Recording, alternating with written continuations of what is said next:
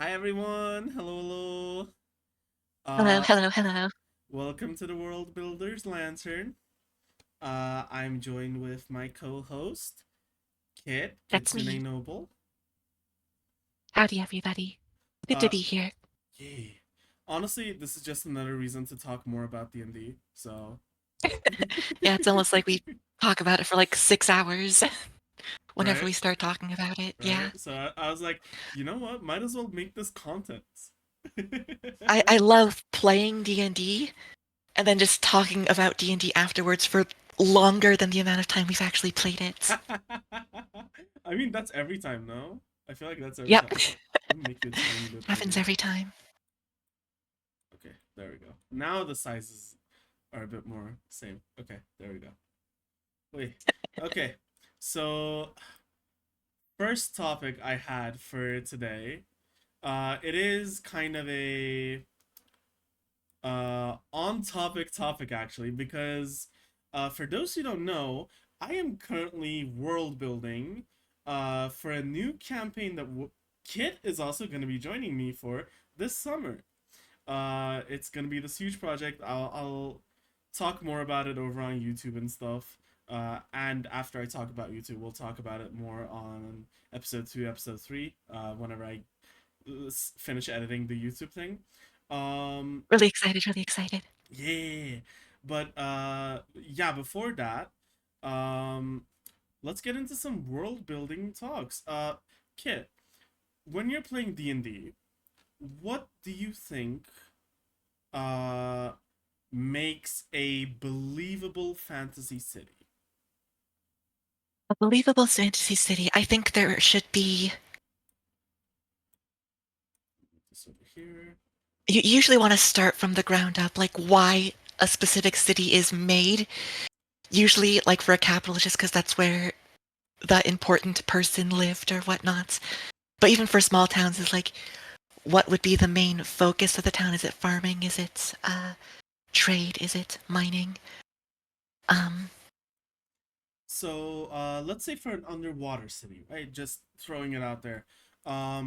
What do you think would make an underwater city believable to play to you?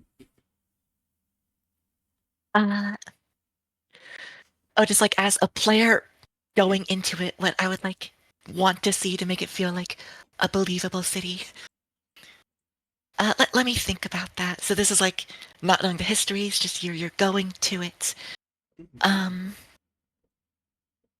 Obviously, like people and occupations, seeing it being lived in, it is a good way to like sort of express a believable world. Like there is markets, there's people going about doing their daily business, working their jobs. Mm. But what about yourself? Because as a player, that Uh, would be like the thing that I would notice first for a believable city. I think for me, the description of the city is really important. Even if like while playing I don't see like many civilians, I don't have much chance to like talk to others. For me, like when I get into a city or when I'm being first introduced to a city, that's the most important part because I can always imagine, like, let's say we're at a market and the DM forgets to say stuff about like civilians or anyone shopping or any shopkeepers. I can imagine that as long as like it was described first when I was getting into the city. So I see. so for me, I think it's the first introduction that makes a city either believable or feel dead to me. Um I'll give an example. We were playing a session with you recently, a one shot. Uh because I know Sigil, right? And because you did a beautiful job introducing Sigil to our new players as well. It was It had to be like really specific for that because it's a very unique setting. oh yeah, for sure. But yeah, for me it was so much easier to imagine the streets of Sigil and the layout of the city and where everything was. Like even I think we talked about it after session as well. There was a fight in the marketplace. And in that marketplace, I had an item that I could just attempt to trap the enemies into, right? Yeah, Uh, an AoE item yeah, would be like a good description as to why you didn't use it in that scenario. yeah, and I was like, oh, this is Sigil, this is the marketplace. Oh, this has to be bustling. Well, I can't use this item because if I do, it's either gonna fill up very quickly because the item does have a limited number of slots that I can stuff uh, people or creatures into, or like I'm gonna get some civilians, I'm gonna get some people who shouldn't be in this mess into this mess, right? Which was Yeah, yeah. my biggest issue. So yeah, for me, I think as long as the city is well described when I'm first meeting it, when I'm first getting into it, I don't have an issue with imagining it later. Even if the DM skips some stuff or uh, my own attention goes whoop, basically. Makes sense. Mm-mm. For me, it really is. So, actually, I'm going to comment on yours a bit more.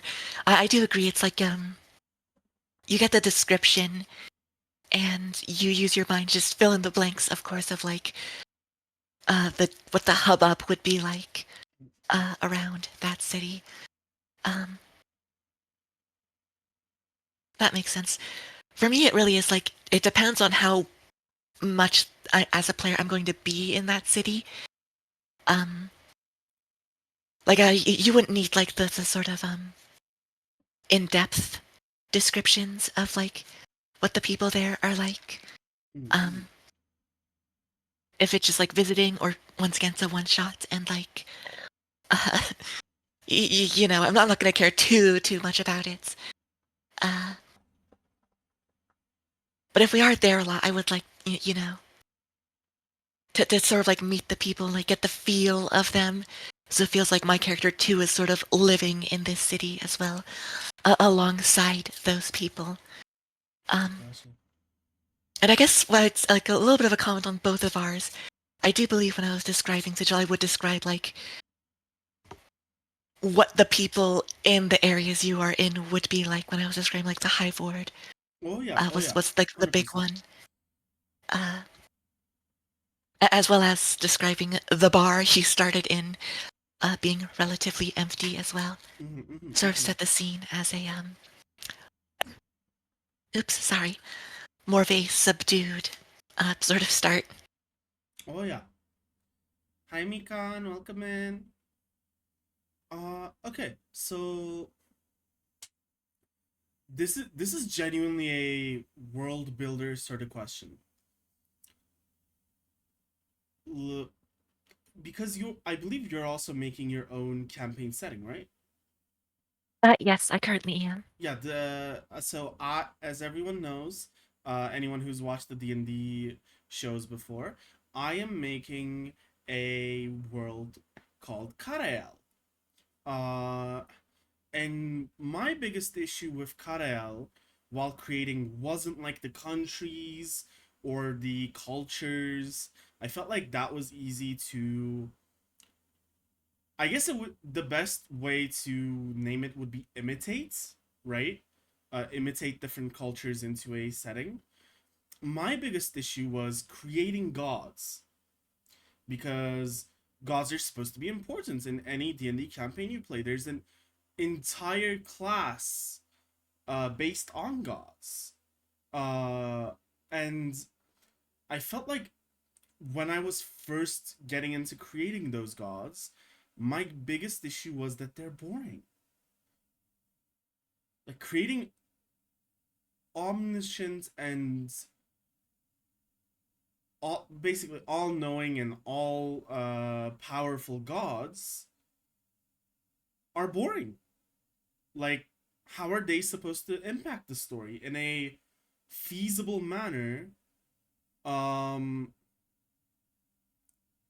without being boring? So how would you create gods that aren't boring? Would be my question to you. I don't think you should start with like the omniscient God. It should be usually like the good starts like pretty much any pantheon with multiple gods. Greek is obviously the most impactful, where they're just Mm-hmm. really, really powerful people.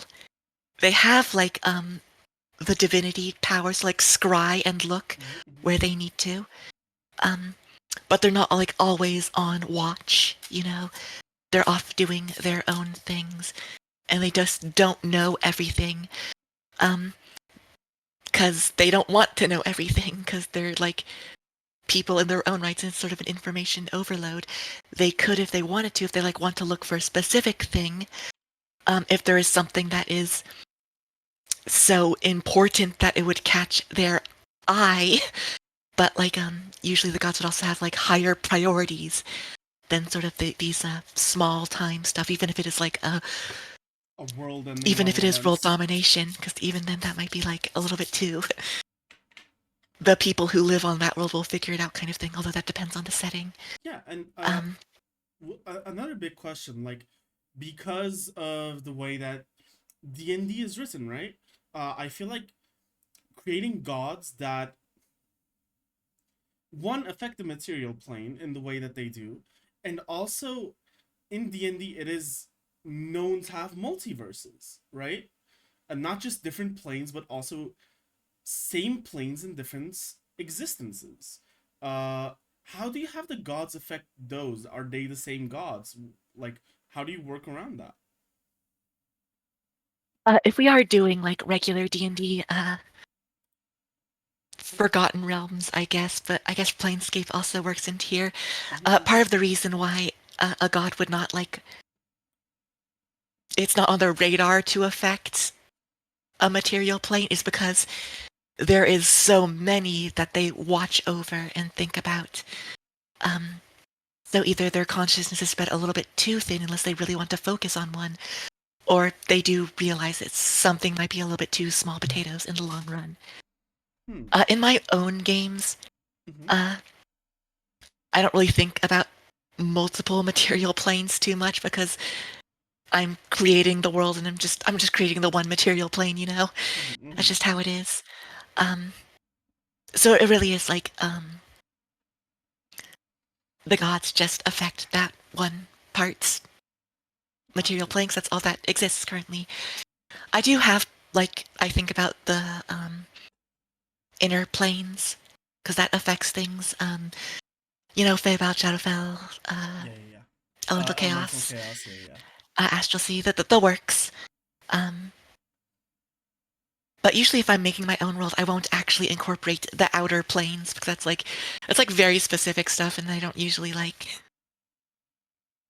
want so much specific stuff affecting the world I'm building because it's kind of too much to consider all at once. It'll either be the focus of the story of going between the different outer planes, Mm-hmm. or Mm-hmm. like it's just not going to affect it at all. So why bother implementing it? Very, very fair. I think the way I like to think about it is every different campaign I play is on a different most of the time, right? If I'm not playing in like Faerun or uh as we talked about Planescape, I like to think about all of them being a different multiverse basically. That Um that's how it is, right? Like the sort of underlying through line of like every single campaign that exists throughout every single D&D game played is that mhm, mhm. it's all just different material planes and stuff like that. Yeah, that's how I like to think. I like to think of every campaign setting being a different multiverse. And for me, how I like to imagine it is going back to gods, right? Um, so all of them reside in my head in the celestial realm. And the celestial realm and the nine hells as well have different beings that rule different regions that rule different multiverses. So let's go back to Planescape. If I die in Planescape and somehow end up in the celestial realm or the nine hells, I'm only in the nine hells or celestial realm for that multiverse. It's uh it's basically a pebble in a pond sort of situation. It's like the smallest region that I am able to see, but it is my everything, right? Yeah, yeah. Uh, I feel like that makes world building a bit easier when you're like, well, I really like Bahamut, so I would like it if Bahamut could be a part of my campaign. But I don't like the Raven Queen. Raven Queen feels a bit too edgelordy to me, so the Raven Queen stays. And instead, I have I don't know a god called uh wait, let me actually find it because I do actually have a god for this. Um let me find this. I'm looking through my notes. It is very similar in name. As you can imagine, my imagination is very limited to basically the media I consume. So it's called the Dark Raven. Oh my god, so different. Yeah. Wow. Dude, Dark Raven. Raven King from good old Magic the Gathering. Lot of Raven motifs and a lot of Yep. fiction. I mean, I think it all leads back to the mythos of the Nordic mythos of Valhalla and Odin having ravens, and people really like that. And to be honest, ravens are sick, so people are like, "Ooh, Yeah, it's the foreboding." blackbird that's not like a crow. Yep, it's the blackbird that is less common, basically. Which, by the way, Yeah, it so has more mystique, whereas a crow feels like a pigeon, but basically, fantasy attached to it, so where this is mysterious evil attached to a raven. so here's the thing: you would think that, right? But during my time when I lived in Ukraine, I didn't see crows, but I saw ravens all over the place. So I think ravens are like the pigeons of the north. I don't know how to say it. Like Perhaps. they're all over the place, but for us they feel so mystical because we don't get to see them too much. Yeah, yeah. Definitely not where I'm from, at the very least. Mm-hmm. Crows all the way down. Yep, yep, yep. So we were talking about clerics and stuff, right? Uh, I'm gonna lead into another question there because this is something I've been thinking about because there's a campaign that I'm going to be a part of and I want to play a spellcaster. Uh, I want to play a bard, but it's like, how do I make my magic feel mysterious and like, how do I make a like because we're in a magic world? How do I make even when DMing? How do I make magic feel special and mysterious? It would depend on the magic. I think a way to make it mysterious without like changing it mechanically would to give it sort of rules in your world that don't affect things mechanically, of course. But whereas someone can like see like a script and kind of know what it means, and then sort of like with what the DM has told you of like how magic works, be able to like sort of decipher what magical spell the script was like trying to make. And that's a good way to make it mysterious because like you can like look at something overtly magical that is like literally a spell, but not just like know what that spell exactly is, um, and have a way to sort of decipher it yourself without just rolling the Arcana check or casting good old detect magic. Oh, gotcha. Okay. There was actually a short that I wanted to look more into that came up in my feed on YouTube, uh, where like sort of magic spells were cast in like you sort of draw it. Uh, it sort of like rune casting, and it starts with like several circles or like dots, I would say. Mm-hmm. Oh, I And saw that too. Oh, that was yes, yes, sick. yes, That was so amazing. those dots represent elements or Yep, like yep, yep. whatnot or like magical theory. And each spell is sort of like you connecting these dots to like form something. And some people like do patterns. Some people like would have the dots arranged in different ways, maybe to make it easier, make it more condensed. Mhm. But ultimately, you can unfold it, and it would all mean like the same thing. Yep. And like I believe I watched a video on this. They explained it as like so the uh the new magicians, the apprentice magicians would basically follow these guidelines, right? And more intermediate magicians would try to make their own guidelines. However, masters would go back into these guidelines as they were the most efficient way of spellcasting. I gotta find that. I'll send it to you. I mean, When I'm pretty sure you watched the same thing. That's yeah, exactly what it was. yeah, I'll send it And to then, of you course, when like we're taboo done. casters or like maybe warlocks have encoded arrays. Mm-mm. So looking at it first glance, you would be unknown like which elements were which. But upon knowing what the code is, you're able to sort of, you know, find out what it actually means. Very, when I first saw that, I immediately thought of a Full Metal Alchemist, Oh where yeah, yeah, you have 100%. to decode what someone's like theories were for understanding alchemy. Yeah, yeah. Oh, we have a question from Manina. Uh, what about the Feywild? A parallel plane to the material plane in many ways, a twisted mirror of each other.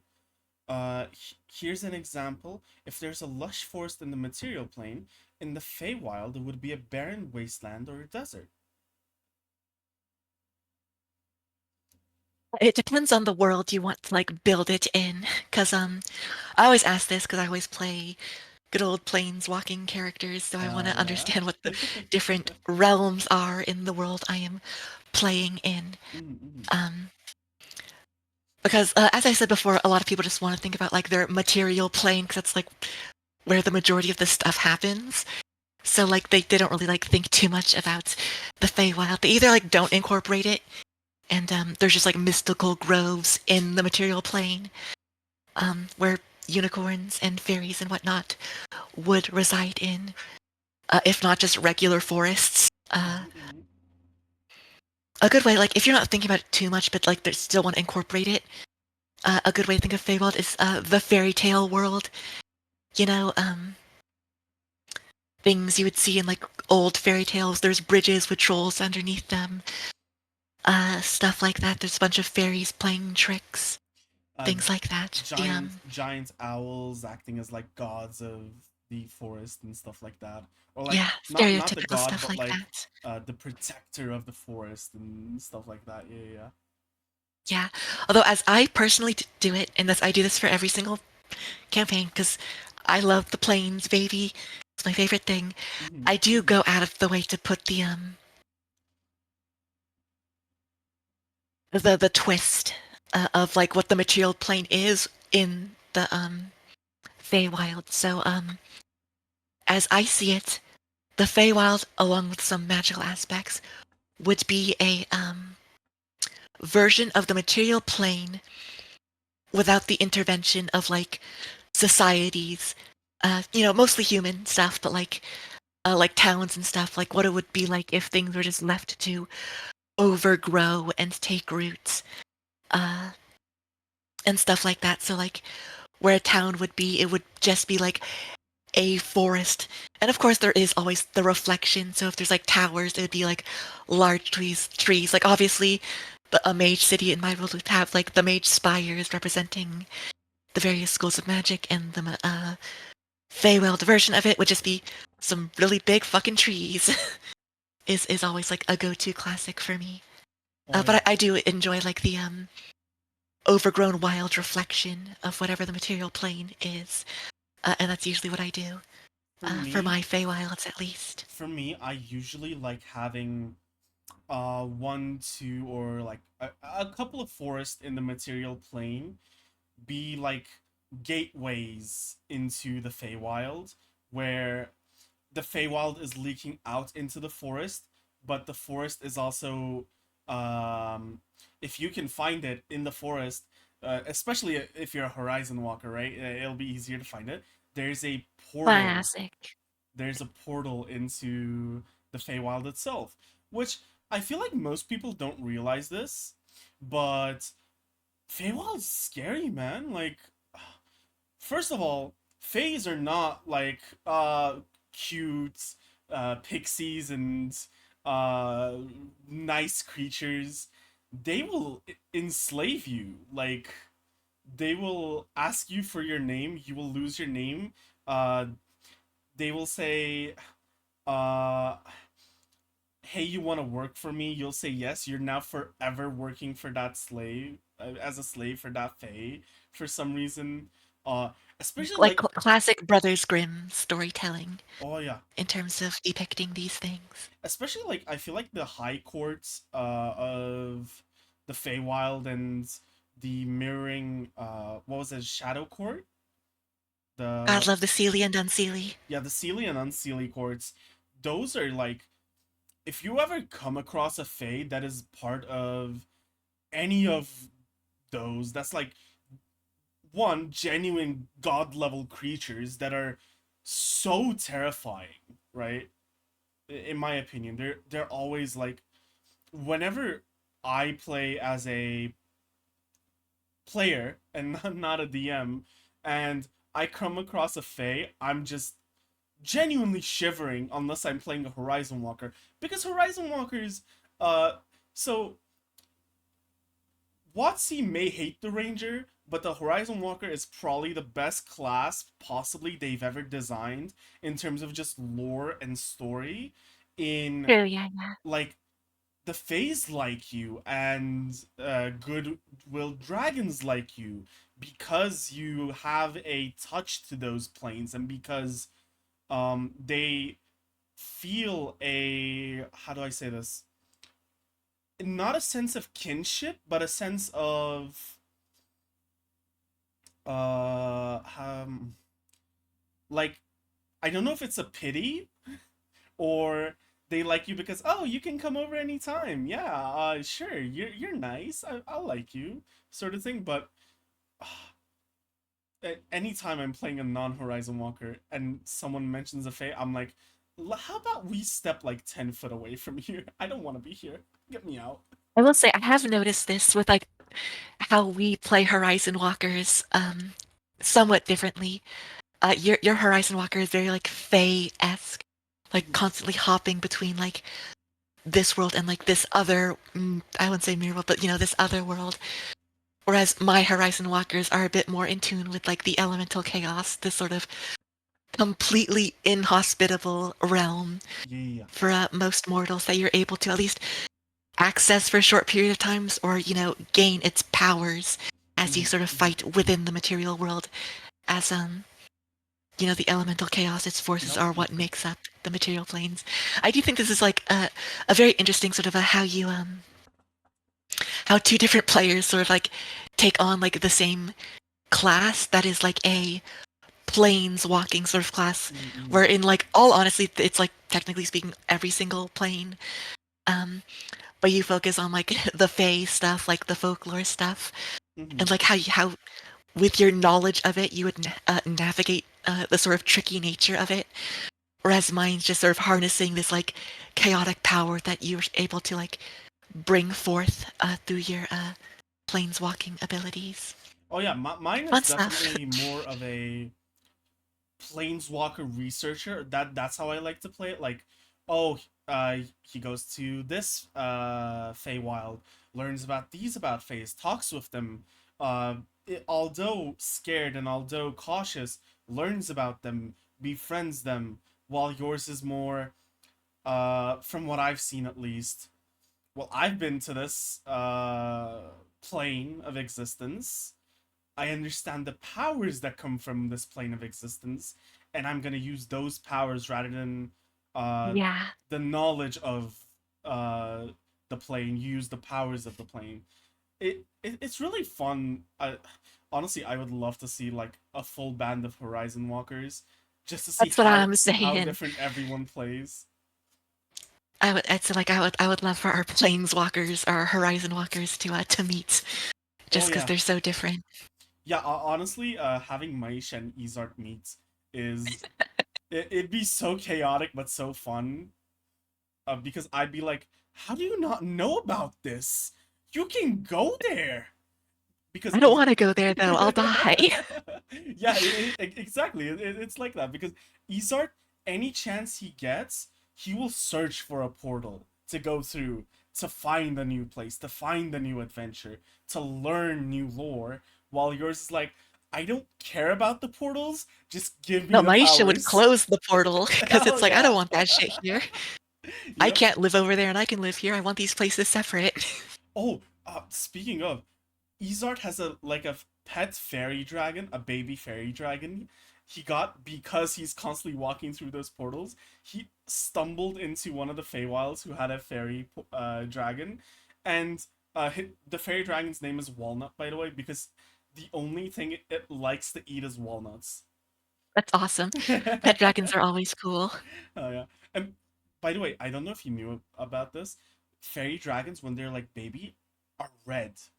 So when he took Walnut back to uh the material plane, people were scared shitless around that dragon Yeah, because 'cause it's it's like a a red red dragon. dragon. But Like, yeah, I'm sure you noticed this eventually, but time dragons are born silver, but eventually turn white with age. yep, yep. Well, actually, they turn gold and then they turn white. Hmm. Honestly, all of those are scary colors. I'm not gonna lie. Yep, yep. Go- the I mean, a gold is a bit dragon just like more. Gold's like a bit choo more choo. friendly, but A good still. old was it metallic dragons are Yep, technically friendly, yep. so Technically, yeah, like friendly according to who, you know? Piss off a dragon and a dragon's still a dragon. yeah. Or like they're not immediately your enemy. So Yeah, like steal from its horde and see how friendly he is. no, I was gonna say with Mhm. I think you were talking about your Feywilds. I do incorporate a lot of folklore into my Feywilds too, but like it's so how do I say it? Like takes from every single folklore around the world that like I can't just do like scary sort of folklore where like they'll try to take your names. There's a lot of like just the fun stuff too. So it really is just a mixed bag. So like my Feywilds tend to be a little bit less scary than like Fair. a Brothers Grimm pure. Fair, very fair. Yeah, honestly, the Humblewood campaign setting, I don't have it. I want to get it because I feel like Humblewood is from what I've seen, just almost a perfect Feywild setting in my mind. Yeah. Also, let me see what Manina said. That's a long paragraph. I think the Feywilds and the Underdark probably the two most common places that the DM will either add into their campaign that people go to or stumble upon at their own peril. So speaking of, I've been DMing for a couple years now, and I've played a couple years now. I have never seen the Underdark, and I've also never ran the Underdark. I have no idea what it's like because, uh, surprise, surprise, I am scared of dark places. Yep, yep, yep, yep. Underdark is easy like to incorporate because it is like a city. Like there's Fair, fair. societies, there's like inner workings to it that doesn't really I don't know how to say it like it doesn't really mingle too much with like the above world. Also, I'm pretty sure you mean Underdark, right? Like that some people may get them confused, which is Underdark and Shadowfell. I'm pretty sure we're talking about Underdark in this Mm, situation just because I it think is so a too. fairly common uh, situation to run into. Mhm, mhm. Um, it's, you know, the drows live there, the good old Smurf Nibblins and the Duragar. Yeah, honestly, Um, one of the biggest reasons I've never ran Underdark is because of the Drow, because they have such a even to their own race a highly hierarchical and almost like racist and sexist system that I genuinely feel like I won't be able to do their lore justice. uh, Well, the thing about that is your world is your world. You can make it however you wish. Um, I will say, yeah, the mind flayers. I was gonna get there. Yeah, the good old illithids are down there too. Hook horrors, am I right, fellas? Oh, and of course, myconids. Can't forget them. Oh yeah, oh yeah. The best part about the Underdark. Yeah, I think the only Um, time I explored the Underdark was in Baldur's Gate 3. And it looks sick. yeah. It looks sick in Baldur's Gate 3. I will say, so talking about like Drow society, of course you can make it however you wish. I will say the heavy matriarchal society of Drow society is 100% Salvador. Really? uh, Made more or less. If you're talking about like classic or like basic Drow society, it's just the women were the priestess of Lolth and the men were the warriors, and they're just equally as shitty and racist as each other, and they're more or less on equal footing. I will say, sort of like the shitty racist is sort of like how you have to be in the Underdark because it's very, very, very inhospitable. Oh yeah. It's why it's kind of fun to stumble upon because I think it's a very interesting sort of story arc to like go into. Like they stumble upon it, or Drow enslavers go up there and capture them to find their way out, or like something to do with, like to help with that blah blah blah mind flayers. It's like literally the first critical role arc, and I think it's good. But it's really hard to do like a straight campaign there, Mm. just because it's like it's just too inhospitable to like like make it like really really work there unless like you're trying to do like hardcore survival stuff. Um, which you know not everyone's just like up and about. True, true, Um, true, true. but which is why I do think it's very easy to incorporate because it's really easy. There's some societies, some of them are tolerant enough, some of them aren't. Everything else wants to kill you. Bada bing, bada boom. It's like one big dungeon because it's all just cave systems. Oh yeah. Oh yeah. That also like scares me as a world builder because you played in my worlds. You know I like to make my own maps for like everywhere.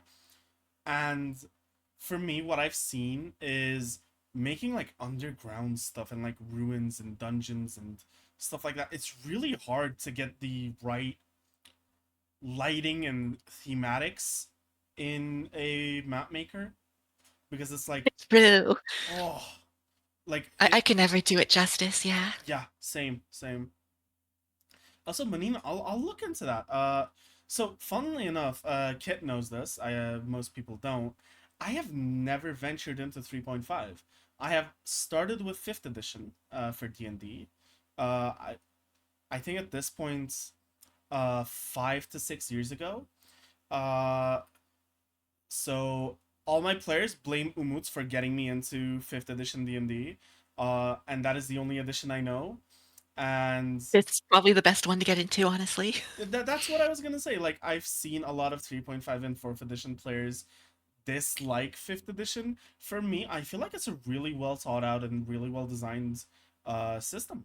I really like it. It's simple enough that you can get into it, but complex enough where you can make strategies and different sort of character designs where oh you can be RP focused, you can be battle focused, you can focus on both of them and be a ranger, be a ranger rogue, and be amazing at both of them. Uh, because I know people believe that the ranger is underpowered, and I do see it to a certain extent. Until lightning arrows. The moment you give me lightning arrows, I'm out DPSing probably most fighters, and probably most spellcasters at that level. At the level that we get lightning arrows, right? Uh, but then I'm also like, College of Swords bards get lightning arrow faster than rangers do. Why do you hate us, Watsy? Like, what happened here? So I would ask, sort of going on that question, like how easy is it to do 3.5 into 5th? Because I don't really do that. So I use the 3.5 books a lot when I play Pathfinder, because Pathfinder is just basically an extension of 3.5. Um, And like you can convert it, but there is like a lot of conversions just because 3.5 is just a so much crunchier system Mm-hmm. where like it feels like you're just bringing over the ideas and building it yourself more or less because like Gotcha. some stuff you just can't really bring over. Honestly, speaking of like Pathfinder, now that you've opened the subject, I really want to do a Pathfinder second edition campaign eventually, like play in it. Because Sure. I've heard people praise Pathfinder to the sky and back, and I'm just like, I like D&D. It's simple, it's easy. Like Pathfinder, they say, okay, from what I've heard, I don't know how true this is. You'll be able to let me know better. But a fifth edition character can do everything. Any character can do everything. Every character can RP. Every character. Well, I feel like RPing is more player based, to be honest. But like, Yeah, I would say in 3.5, there's like no qualms with any of the RP stuff. It's just a higher barrier of entry because of the systems. yeah. My biggest gripe with what I've heard is the combat. Because one, the combat's very long and honestly arduous would be the word, I guess. And two, from what I've heard, like their roles in combat, like you can't pick a cleric and just be like a fifth edition cleric, spirit guardians run through everyone, do damage, but still be able to like heal your players and uh, do buffs and debuffs when necessary. From what I've heard, like someone will be focused on buffing, someone will be focused on debuffing, and one person will be focused as the damage dealer. And for me, that's from what I've heard from other people, and it really puts me off because I want to do all of them. I do. Like if I'm playing a class, I I know that all fifth edition classes can't buff and debuff, and that's fine. But like the simplest like example I can give is the battle master fighter, right? You can fight, debuff enemies, take away their weapons, give them the frightened condition, blah blah blah. Or like the rogue, you can use your rogue dice to like blind people and do stuff like that, which is like really nice. Or even as a ranger, you can mark someone to give yourself advantage, in terms of damage wise at least. And like I feel like from what I've been told, that doesn't really exist in 3.5, where every class is genuinely role specific in combat, and I don't really like that concept. Yeah. I'm definitely more Pathfinder than 3.5, and for Pathfinder, it's like not really it. Um, like my favorite things in Pathfinder are the classes that allow me to both be martial and cast a wide variety of spells. Shout out to Scald, Mm-hmm. best class ever. I wish more tabletop RPGs had that as a playable class. Yep. Uh, I don't even think that's the case with how it works. It's basically, I'll say it. If someone tells you that's how you play the game, you're kind of just playing with tryhards who are I like see. trying to be like maximum stuff. Like obviously the person who's so focused on damage that they're not focusing on supporting or like doing any sort of CC stuff, uh, is only going to be doing that, and they would rather have someone who is so focused on healing and support just be with them so they can focus on their own build. But you can just easily do both. There's Oh, classes there for that. There's feats there for that. Um, and that's how it works. I will say, it depends on like how you're feeling it. Um, at high levels, the person who like spent every single feat, every single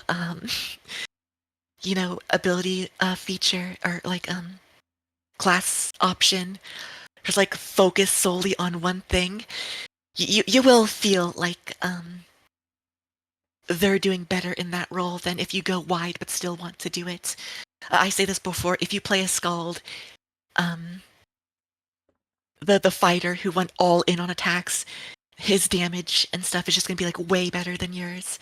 Um, but of course, your damage is gonna be way better than like you're just like the next ring down. But like you can Gotcha. kind of feel Okay. it, and it depends on like how you're using, um, your widespread abilities, going wide rather than going tall. Mhm. Like if you're incorporating your spells into combat, like I said before that the friend who was going like super combat was easily like killable. Like he didn't have the highest AC. His touch AC was dog shit. So like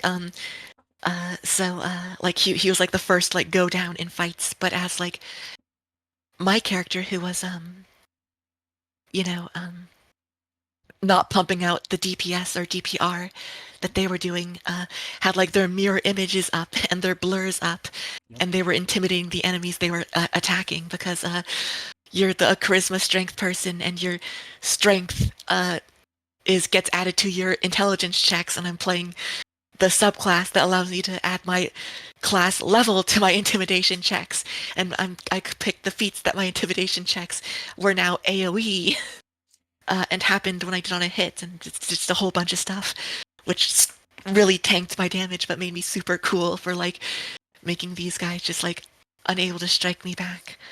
Um, I was also like, because I had like blurs up, mirror images up, I was like harder to hit um, with these spells, so I would like last longer too. And of course, the debuffs from the intimidation was helping like all my other Mhm. allies in there. Mhm. So it was working out. And all like when I like looked at just damage, I'd be like, "Oh darn, this guy like crits on 17s and blows things up in a single hit." But like he also gets kind of blown up in a single hit if we're against strong enemies, and I'm sort of also doing my part. And like if all else fails, I have the spells to buff him as well. If we're trying to do like a funnel strat too. Honestly, Uh, now that you've kind of brought it up, this might be a controversial take, but I genuinely hate min maxers when it comes to a campaign, a long campaign, right? Because I feel like they aren't focused on the RP aspect as much, and like they want their characters to go a single way, do a single thing, and as long as they're doing that thing, they're happy with the game. But I feel like they're missing so much because it is a TTRPG, a tabletop role playing game, and I feel like they're missing the role playing aspect a little bit. Like if it, I feel like if your character's only role playing in combat, I feel like that's an issue. Um, but like for one shots, do your thing, min max, have fun, whatever. That being said, like we played a one shot recently. Same one shot that I'm talking about, the plane skate one.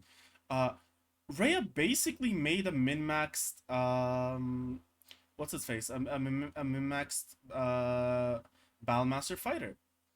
And I feel like even though it was a min maxed Battlemaster fighter, meant to do a lot of damage, she was still providing a genuinely great amount of support as well with the frightens and she didn't have trip, but like imagine she had trip, now they're prone, other people get advantage on their attacks, blah blah blah.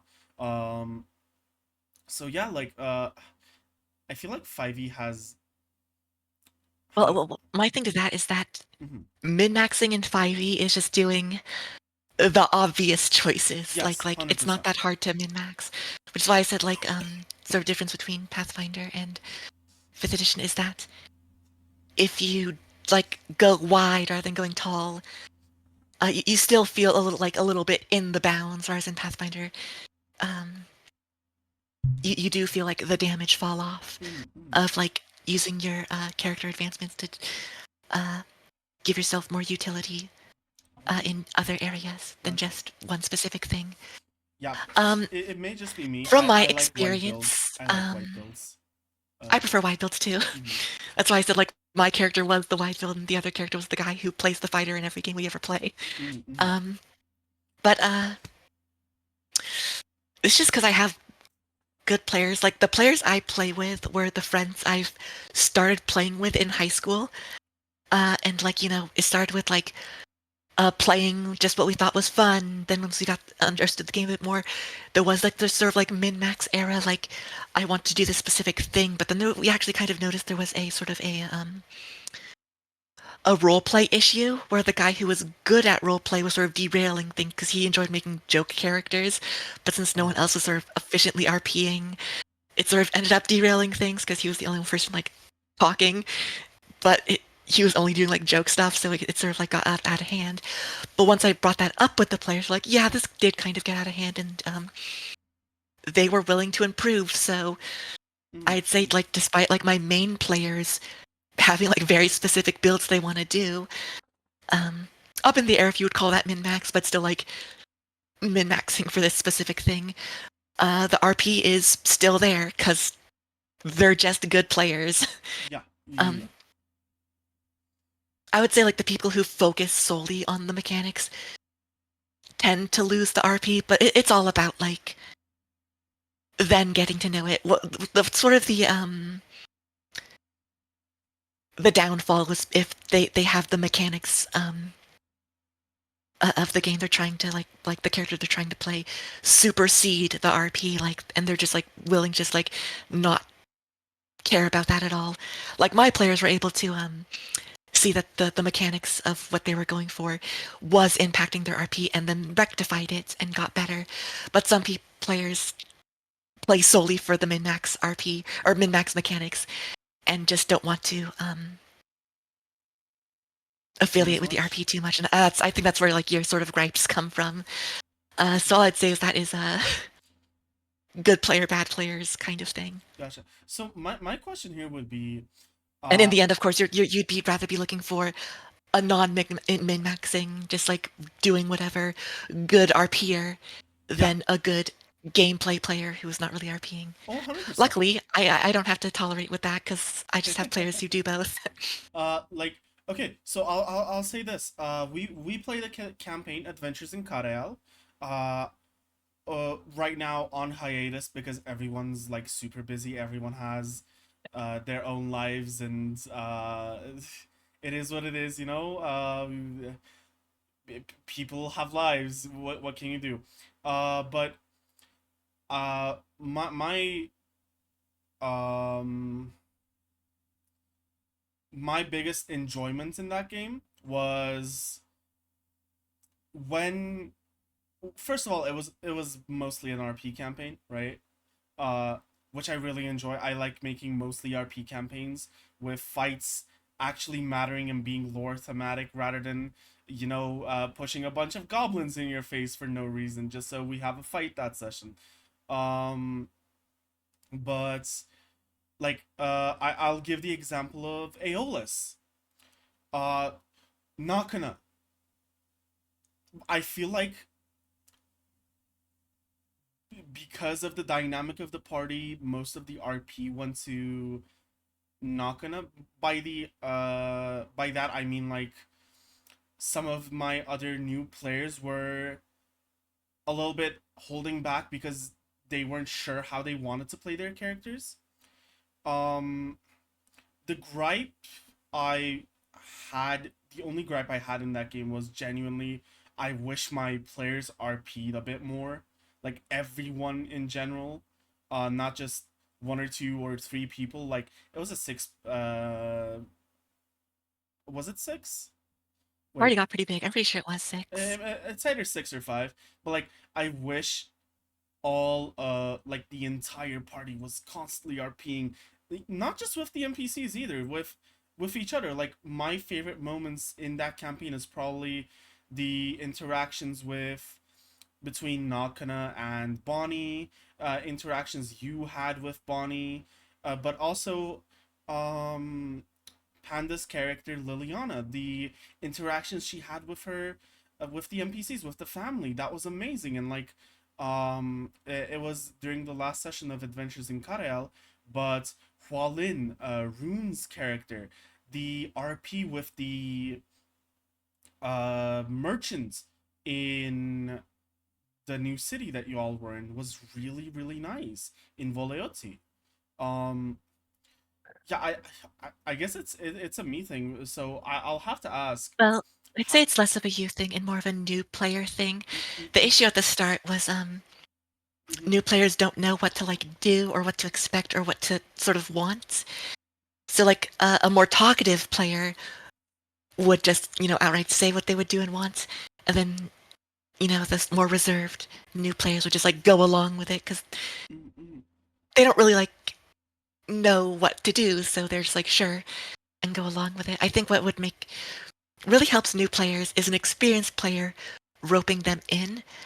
Because like the new player will RP with the party, and of course that forces the new players to talk back to them, of course, explain like what they are doing or how they feel when the other person approached them with a question or the whatnot. Um, and of course, with the knowledge of sort of getting new people into it, the other player and even the DM could sort of help rope the new players into like sort of quote unquote forced RP. I do this a lot when you DM, just because I do it when I DM, but like when my character does something they're sort of finishing up, I would then just say, and what does blank character do while I'm doing this sort of thing? So it's not just them standing around and like looking at look at me like fiddling around with Mhm. something in the corner of like a room. And it sort of puts the spotlight on them to think about what would they be doing in that time. It sort of like helps them to sort of take the proactive approach of think about what they would want to do. So And then eventually, when they get more experience, they would then try to do that. Usually, when they like get a goal they want to strive towards, um, they would take the proactive leap rather than being asked what they would want to do.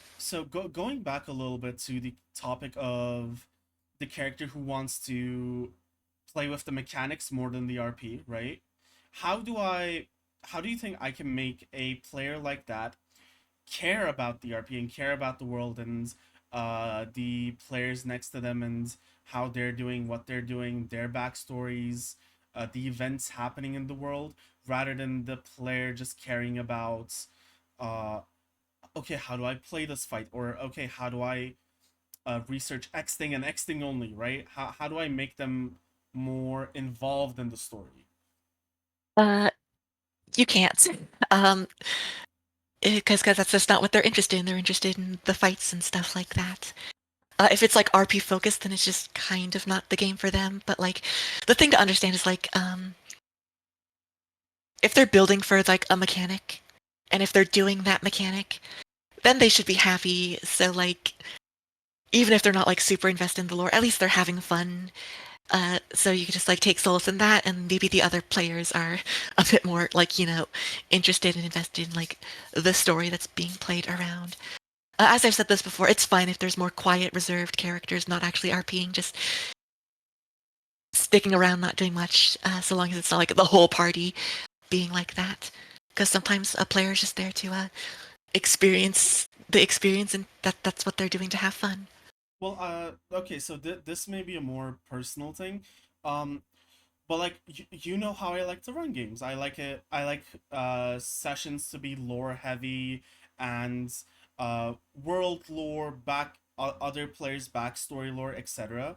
Um, how do I get a character that is focused on one thing, also enjoying that session? Like, what should I do as a DM to make them feel more involved?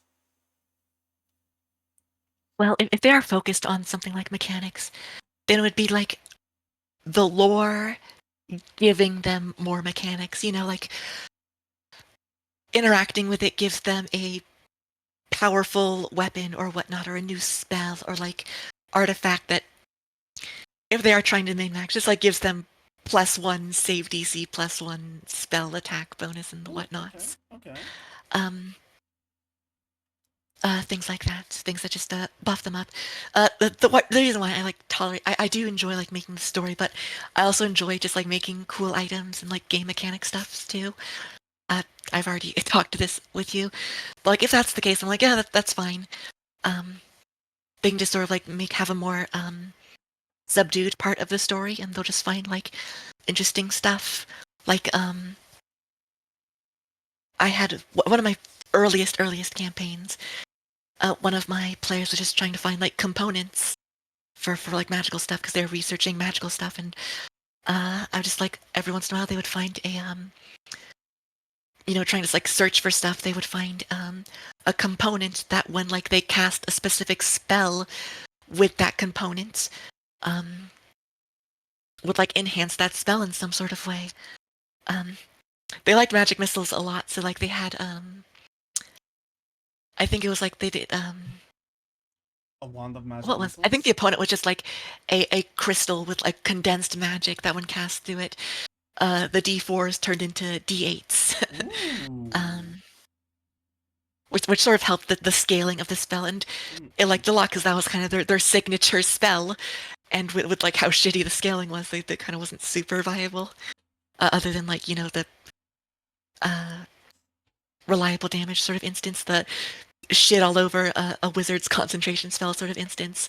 Yeah. Um, but I wanted like their signature spell to like feel more impactful, like they would want to cast it like every time, like they were already. So I gave them this item that allowed them to. Gotcha. Okay. So speaking of spells, right? Uh, I have a gripe. I have a gripe with spells. Uh, I feel like some spells that are, how do I say this? Not meta. Meta wouldn't be the word. That are usually good. Uh, feels bad to cast.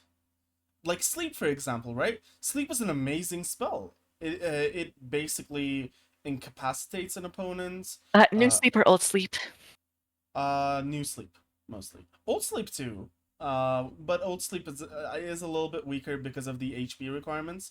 But you like, I feel like both is it's an issue because like describing the spell I feel like is so boring and you need like really nice descriptions, and even then I feel like the spell itself is, while really good, very how do I say this, underwhelming when performed. For example, right, let's say you're facing a band of goblins, your party's facing a band of goblins and you have the sleep spell.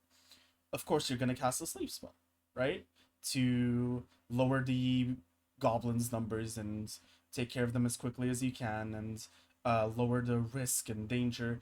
But I feel like that One of the also, few AoE spells at first level, so it's good against a lot of enemies. Yeah. yep. But for me it feels boring, to say the least, right?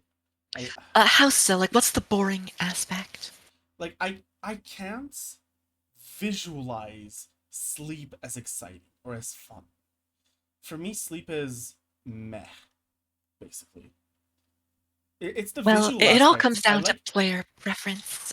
fair. Visual aspect is just what the player wants, and also if the player doesn't say anything, it's what the DM can do. For me, if I'm the wizard casting sleep, it's always the Sandman, pocket sand. Mm-mm. Uh, it's the components in my components pouch. I toss in the air, it sort of magically disperses into a large fog cloud that makes the goblin's eyes sort of feel more and more heavy until like it's like the exhaustion effect. They just can't keep it open any longer, despite like some adrenaline pumping. Of course, if they pass the save, the adrenaline pumps through. If not, they succumb to it and fall asleep. So one of my other gripes, because you mentioned it, is components. I feel like they're mostly overlooked, and like when I'm playing a ranger, right? Um, it's my first time playing a ranger. I'm playing Ezart, and like I'm picking spells and I'm searching for those components and buying them and doing all that. And when I tell my DM, oh, okay, I use these components, my DM was like, why? You have a spellcasting focus. And I was like, wait, so I aren't mean, that's what components the supposed? components pouch is for too. Yeah, like, but I mean, it's just for the flavor of it. Like I said before, the sleep spell I cast was a components thing with a um component pouch. And all the component is flavor, which is just, some people want to deal with it, some people don't. Um, that's just how it is. I feel like given the chance to any player to be like, you have a spellcasting focus, you don't have to worry about components. Most players won't go out searching for those components. And I feel like that's a very big missing RP aspect, because I find components and like casters searching for those components to be like a really exciting part of RP. But I totally understand why players don't want to deal with that, because that's another thing to keep track of, and it gets Well, I think the tiring. issue is that it's quote unquote RP specifically tied to mechanic. It's why, I have thoughts about favored food and favored terrains, where like if you don't go out of your way to do this RP of finding it, you're just shit out of luck for a spell. Like you're forced to do it. You're forced to do this RP, which some people might not want to like force themselves to do, which makes it, rather than being fun, a chore to do just in order to play the class like regular. And I think I enjoy the component pouch in the Arcane Focus because it is just a flavor thing. Like I said before, the RP came with how I casted the spell with the components being the pocket sand. And if it's that important, you can just RP go into a store and like collecting it and stuff like that if people are willing to, because they want to go out of their way to do it, then the option's there too. And they can True, have fun true, with true, it. true, true. But I think just forcing wizards to do that every single time Can is get just very forcing a tiring, yeah. play style that like people don't want to do. Yeah, that's very fair. I feel like components being more important for half casters would be more fun, because I feel like when you're a half caster, your spells are optional, not mandatory, right? And I feel like half casters shouldn't get arcane focuses, and if they want to cast spells, and I understand this is a total preference thing, but I would like my half casters to be able to cast that magic, because they are not full casters, because they didn't study it or have it in their blood, or uh, got given it to it by a higher being, should be more, mm, how do I say this, a bit more limited, and a bit more, what's the best way to put it, Restricted. a bit more restricted, yeah, in terms of spell casting, because at that point, let's be honest, spells are great. Spells are honestly sometimes overpowered, and if you can cast a spell, you'll cast the spell. There's no reason for you to not cast the spell, but for half casters, you can also just hit. So it becomes optional, and when it becomes optional, when it isn't your entire class identity, I feel like you should have to work for it. Well, the answer is you gotta play more in D&D, Duke, because the answer is yes, that's how it works. In 2024, because half-casters get, their casting ability at level 2, they don't start with a focus or a component pouch. They have to go get their shit. No, in 2024 they start at level 1.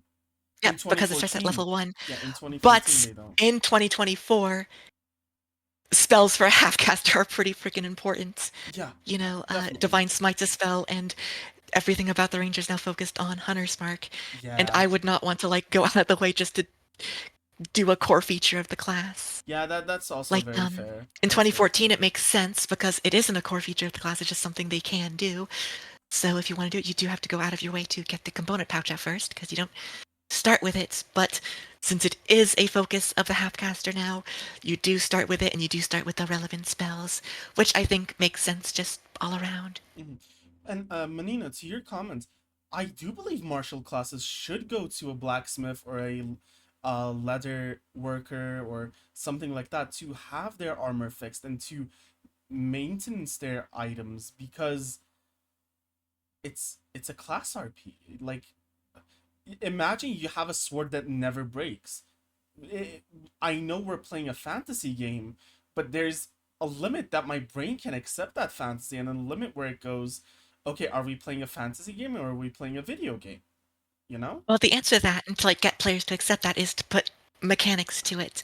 What would break the sword? Because if it is just like RP whenever the DM, I guess, feels like, because I'm pretty sure the player doesn't want to break their sword, Oh yeah. um, it would feel that. So it'd have to be like mechanical, but then it would have to be like make sense. There's also, okay, as a DM, as a game designer, Hmm.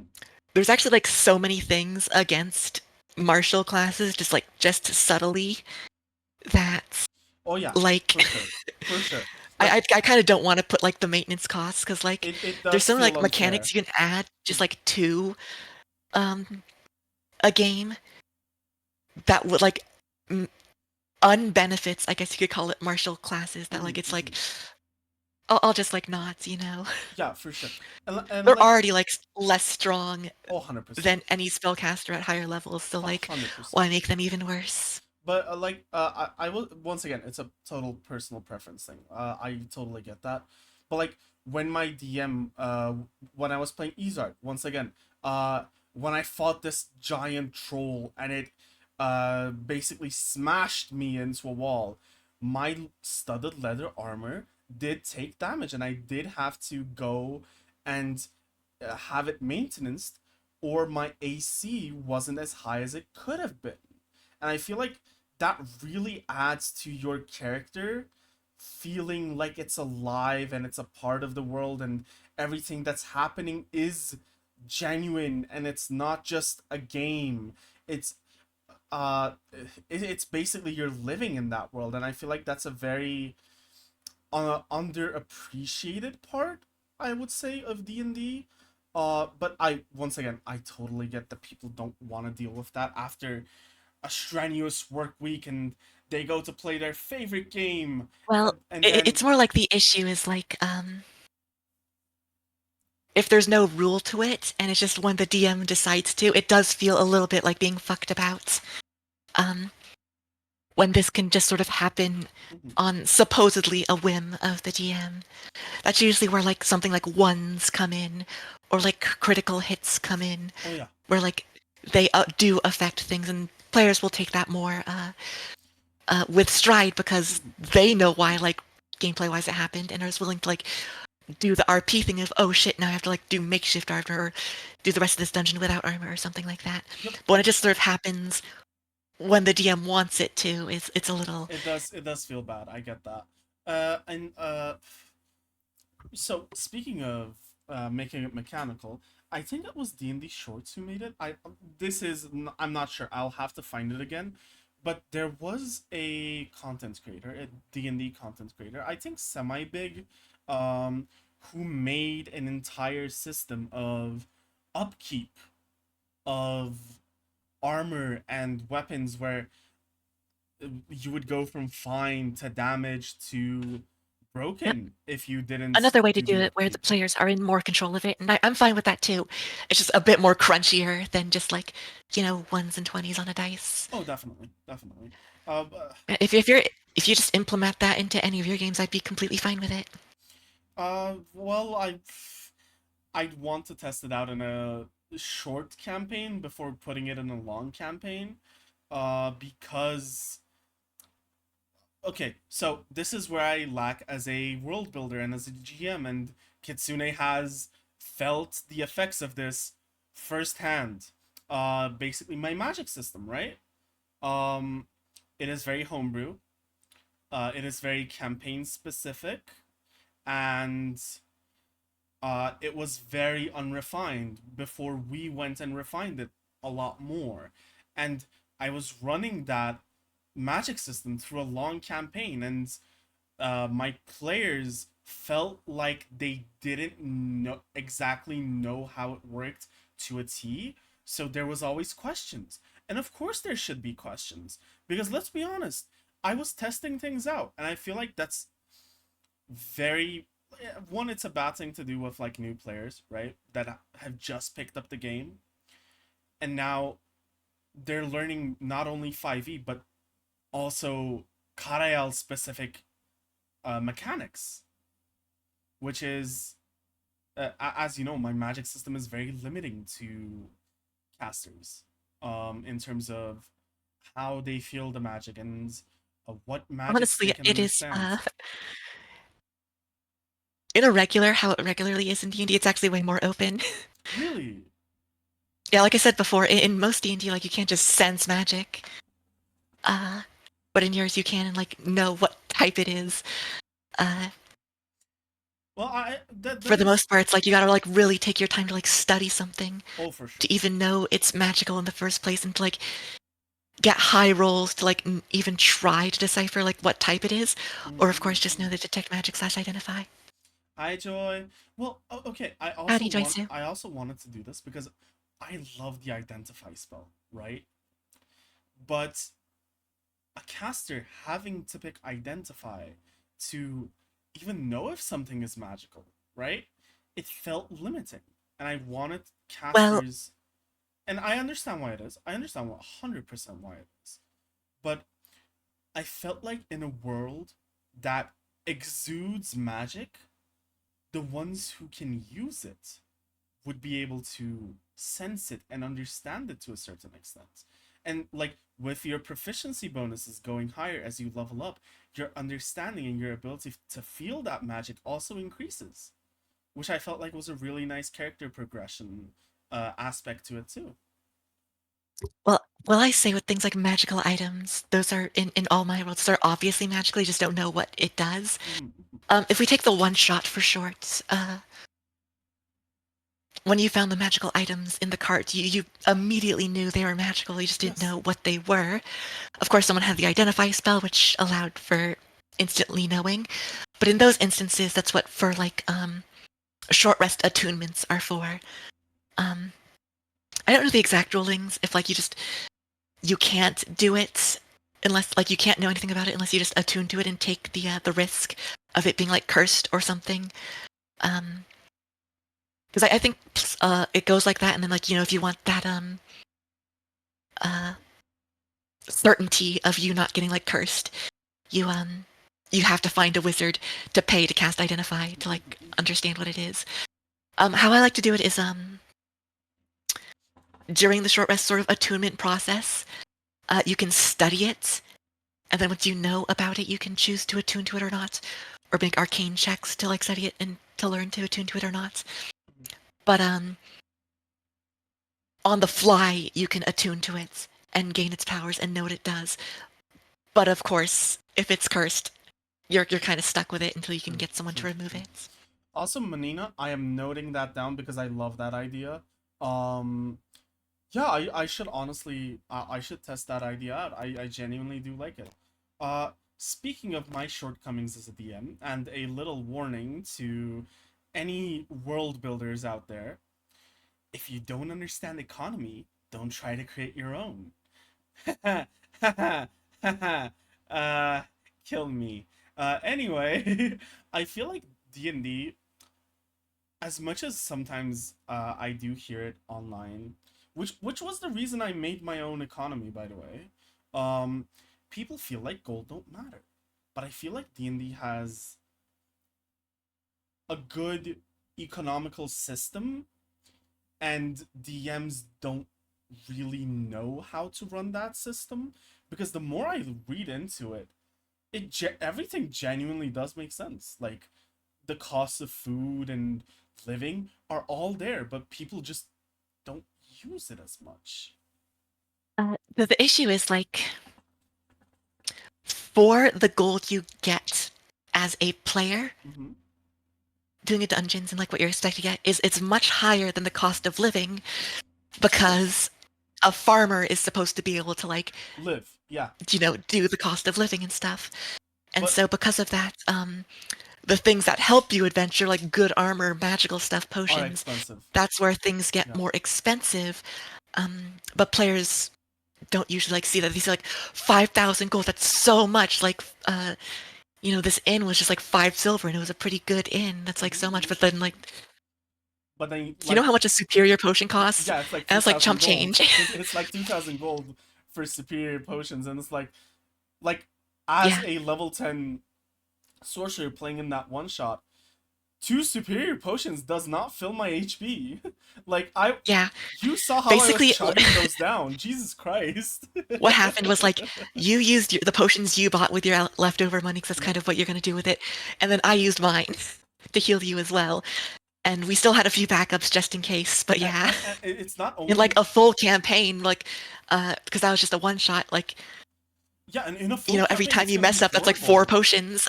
Yeah, and it's like It genuinely is like, oh my goodness, because not only did I use my own two potions, you also gave me two superior healing potions when I was rummaging the Yeah, just like cart. as the backup. That's just Yeah, like a sort of, I and don't want to kill you guys in this. I'll just give you some and backups. like I ran through those four potions in a matter of like 30 minutes that you had to throw two more superior healing potions to my Spellcaster was head. out of position. Sorry. Yeah, like it genuinely is like people don't understand how easily you can spend money. I feel like, and this may be Uh, like a DM difference too, because some DMs may be allowing you to find more of these stuff when you're dungeoning and stuff. But I like to look at it like this because it is this exact same way in our world as well. Uh, the more dangerous your job, the more money you get paid. So a farmer, not that dangerous of a job, but you still get paid enough that you can live and you can live well. When you're fighting monsters for a living, uh, you can die at any moment. So yes, you're getting paid more to be able to buy stuff that'll help you survive more. It only makes sense. yeah. It is sort of a DM issue for like understanding the pure economy, but like it's really hard to like parse with like telling a good fair story end game with the players. So like players can end up with a lot of money because they're not spending on enough stuff. Um, Yeah, 100%. Another way to see it is like you're doing the encount like building the encounters for the party, and maybe you're like, oh, the party just doesn't have a lot of potions. But like it's not going to be like, oh, you should have bought more potions and then just like TPK them. It's like you then scale it to when they buy the potions, but if you're not going to do that until they buy it, then they're just not going to pay for it. There's another one with like, will a player just wait to find a magic weapon, or will they go to like Yeah, well, they a buy one. place to buy it? Because then like if you throw an enemy that's like resistant to non-magical weaponry, they're like, well, you didn't give me a non-magical weapon. What were they supposed to do? Kind of thing. But then it's But it's like I also gave like you money, you could have spent it. You wouldn't have died maybe it if you is spent the also like an money. exorbitant amount of money. Like magic Oh weapons are yeah, like woof. oh yeah, Um, for sure. But it's also because like my you don't need 20,000 gold in yeah, your pocket at all times. Like go spend shoe. It's that sort yeah. of No, I situation. do have something to comment on that because that is a good point. It is like I want like my players like sort of like scale with things like they should have a magic weapon, so they'll find a magic weapon at this point. Because my players are experienced enough, at a certain point they may not like get a +1 weapon because those are expensive. They'll be like, okay, I'll go to a blacksmith and get my weapon silvered, so it Oh can sort yeah, of bypass that resistance. oh yeah, for sure. And I can sort of like it's what I mean like the DM also like having to like sort of understand what the party like sort of wants or is like is able to understand. I'm able to like make harder stuff with the understanding that my players will buy potions and silver their weapons when they reach a certain levels Mm-hmm. because they're like really experienced players, like Oh that. yeah. While other ones who just like are in for the RP are just like, want to progress with the story and not really with the stuff they get, understanding that like the gold they get is a part of character progression as well. It's like Oh yeah. a little harder to like ascertain that Well, as you I play. think So like the biggest issue is people don't understand the gold you get is a part of your RP. It's not meant for you to keep and hoard. It's meant for you yeah, to part of spend that and is what I'll live. say with that though is like, dude, 5,000 gold's a ton. Where are you keeping that? Like, 'cause if you don't got the bag of holding, you need like a bank somewhere. Yeah, like that's why I feel like every world needs a bank. Yep. It just genuinely does, or a like a guild that works as a bank as well. Like there, I will say this: you don't need to truly finance that bank in terms of, oh, you put in 5,000 golds, you got 5,050 out after a month or something like that, right? A 10% increase every month or some weird thing like that. Because I'll be honest, that's a lot of work for the DM, and I will be Yeah. very genuine. I don't want to have to remember how much gold my players put in and did that and did this, and I was like, oh, it is a lot of work. Which, speaking of a lot of work for the DM, it's also something Manina touched upon. Always like getting a party to open up a business or take over a rundown business. Now, don't get me Sorry, is wrong. that Manina or is that man in Okay, so I just say man in. I got used to saying Manina because of a certain someone I played Understandable. I played League competitively with for 7 months, and they always called man in a bear suit Manina, so it just kind of stuck with me. But yeah, man in a bear suit. Please tell me which one you prefer. By the way, I'll say uh, Manina. I think it's funnier. That's your name now. Sorry, I don't make the rules. the reason I say Manina is it feels more genuine and it feels more friendly. Um, it Than saying man in every single yeah, time. yeah. Or like bear suit, even bear suit, right? If Manina Yeah. feels sweet and stuff like bear suit feels, I'm just taking part of your name and I'm leaving the rest out. Uh, that being Sorry, I do want to comment on their thing because yeah, I think yeah, that's a yeah. good way to do it if like you're going to supply the magical gear um through the story because it's fun to find magical gear, in loot. 100%. Players get excited for it. I think the business or like something like that, a guild is a good gold sink for like the amount of money you're giving them because it does benefit them too, just like not in like the mechanical way they might like be looking forward to from like loot piles and stuff like that.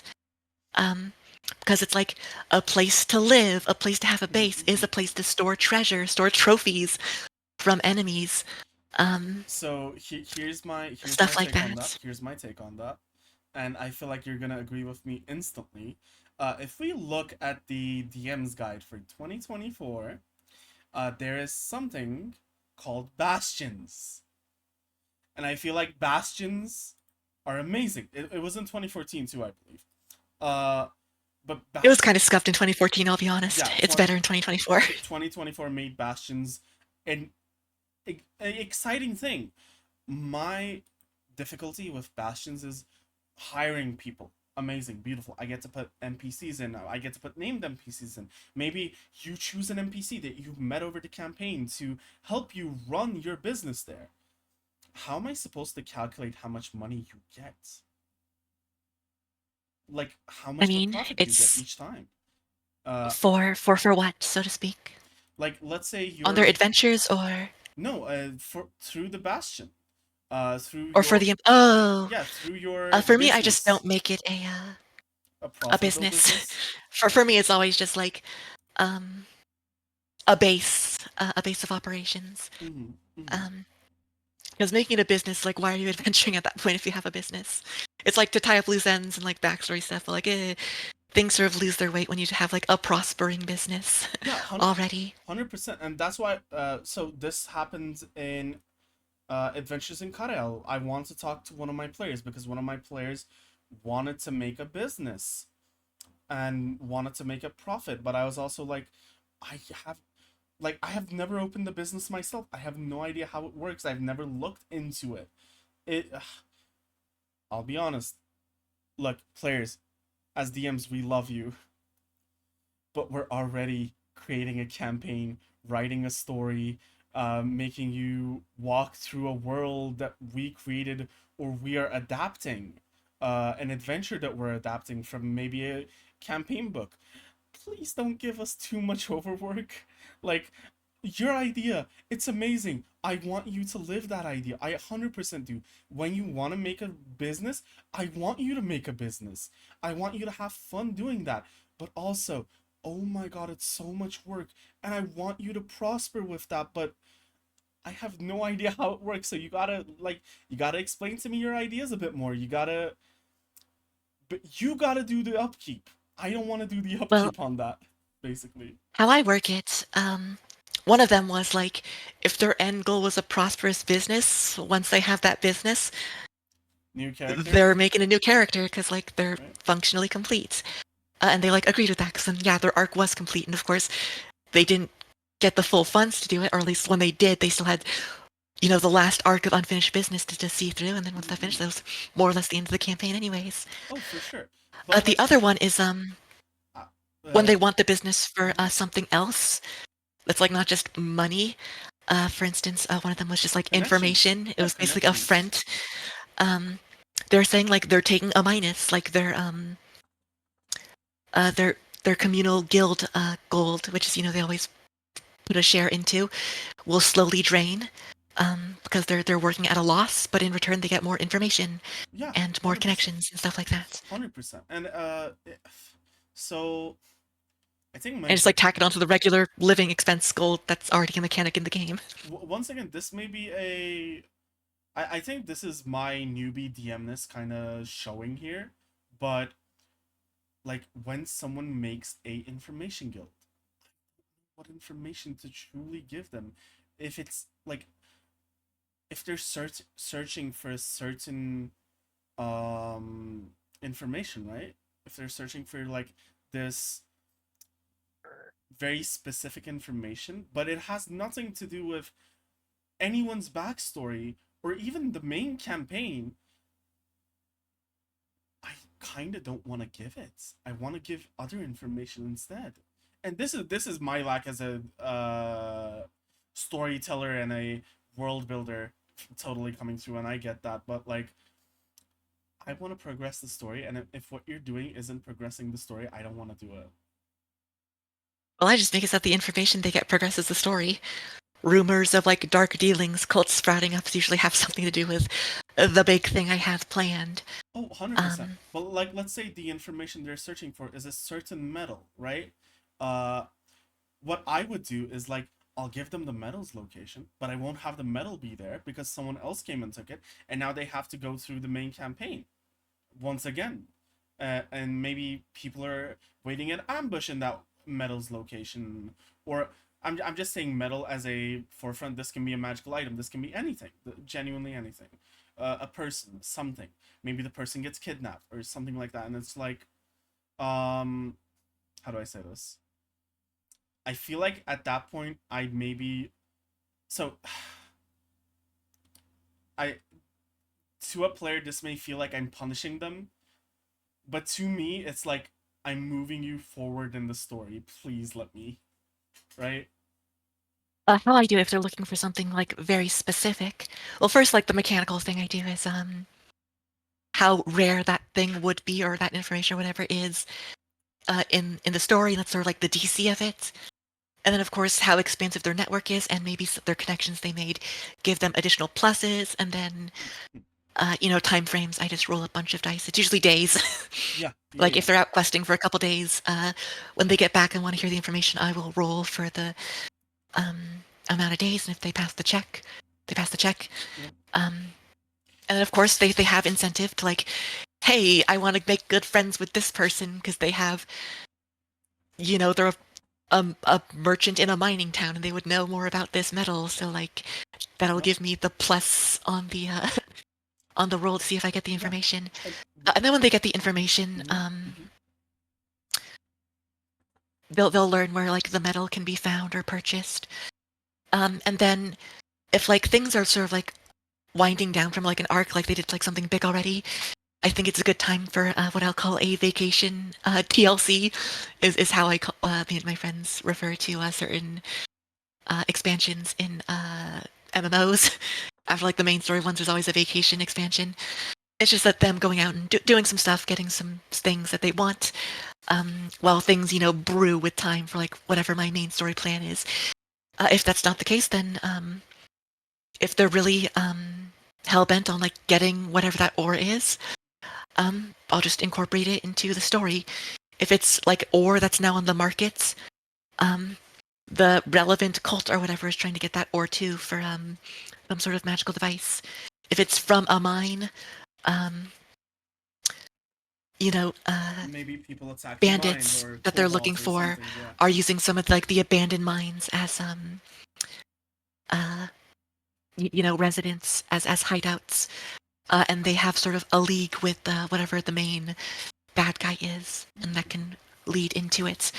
So My thing is like if players want something and they really want it, I'll see if I can incorporate it into the main stuff. It like might not even like backstory is also part of it, but like I said before, um, happenstantially this like metal they're looking for their cool sword or whatever, mm-mm. um, is just like a relevant metal to um the big bad guys, very like superficial stuff, like not my like they were the bad guys that killed my parents or whatever, just like honestly coincidental stuff, which so long as it's not too many coincidences, I think is still makes for good believable storytelling.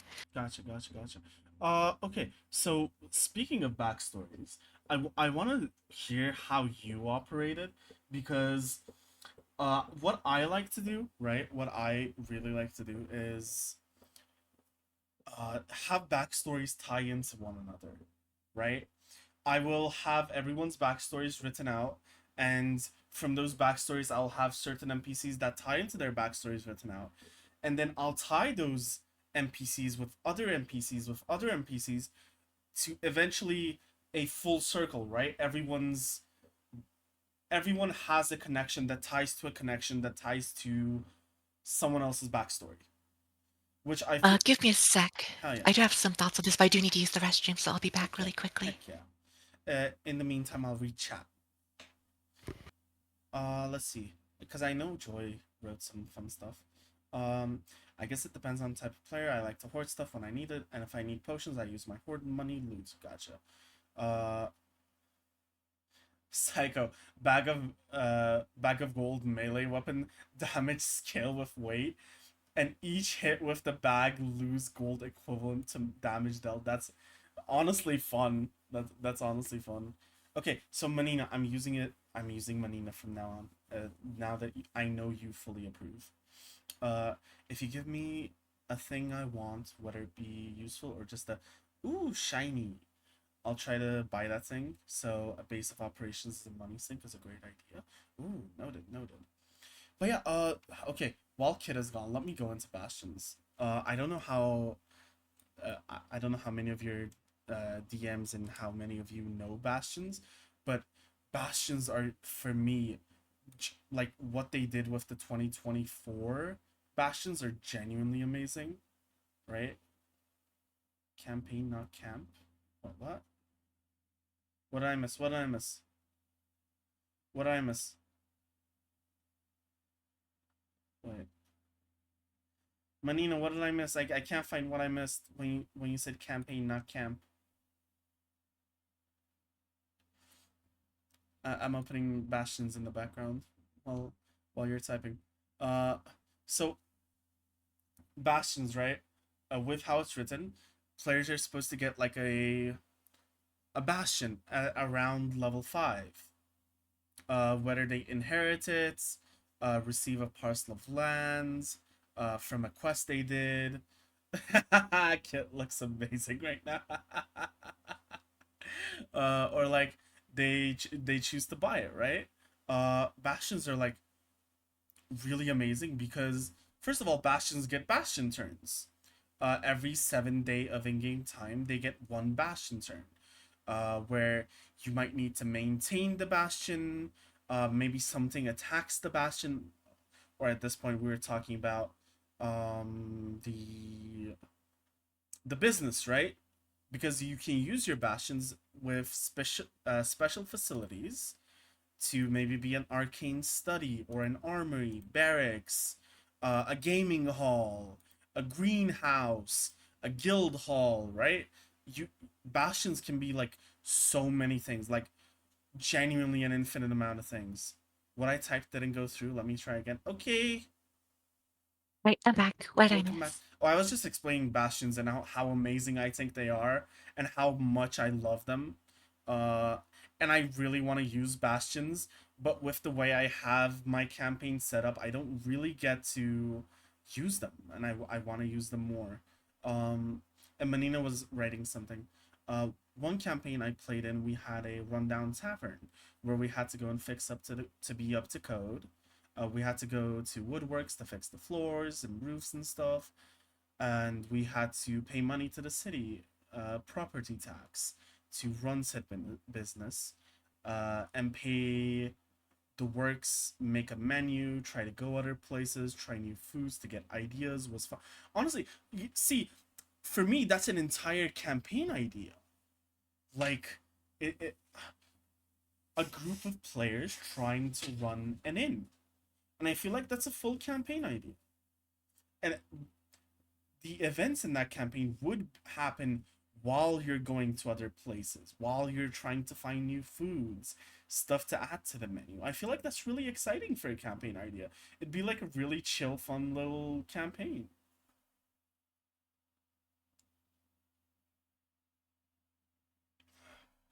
But yeah, what were we talking about last?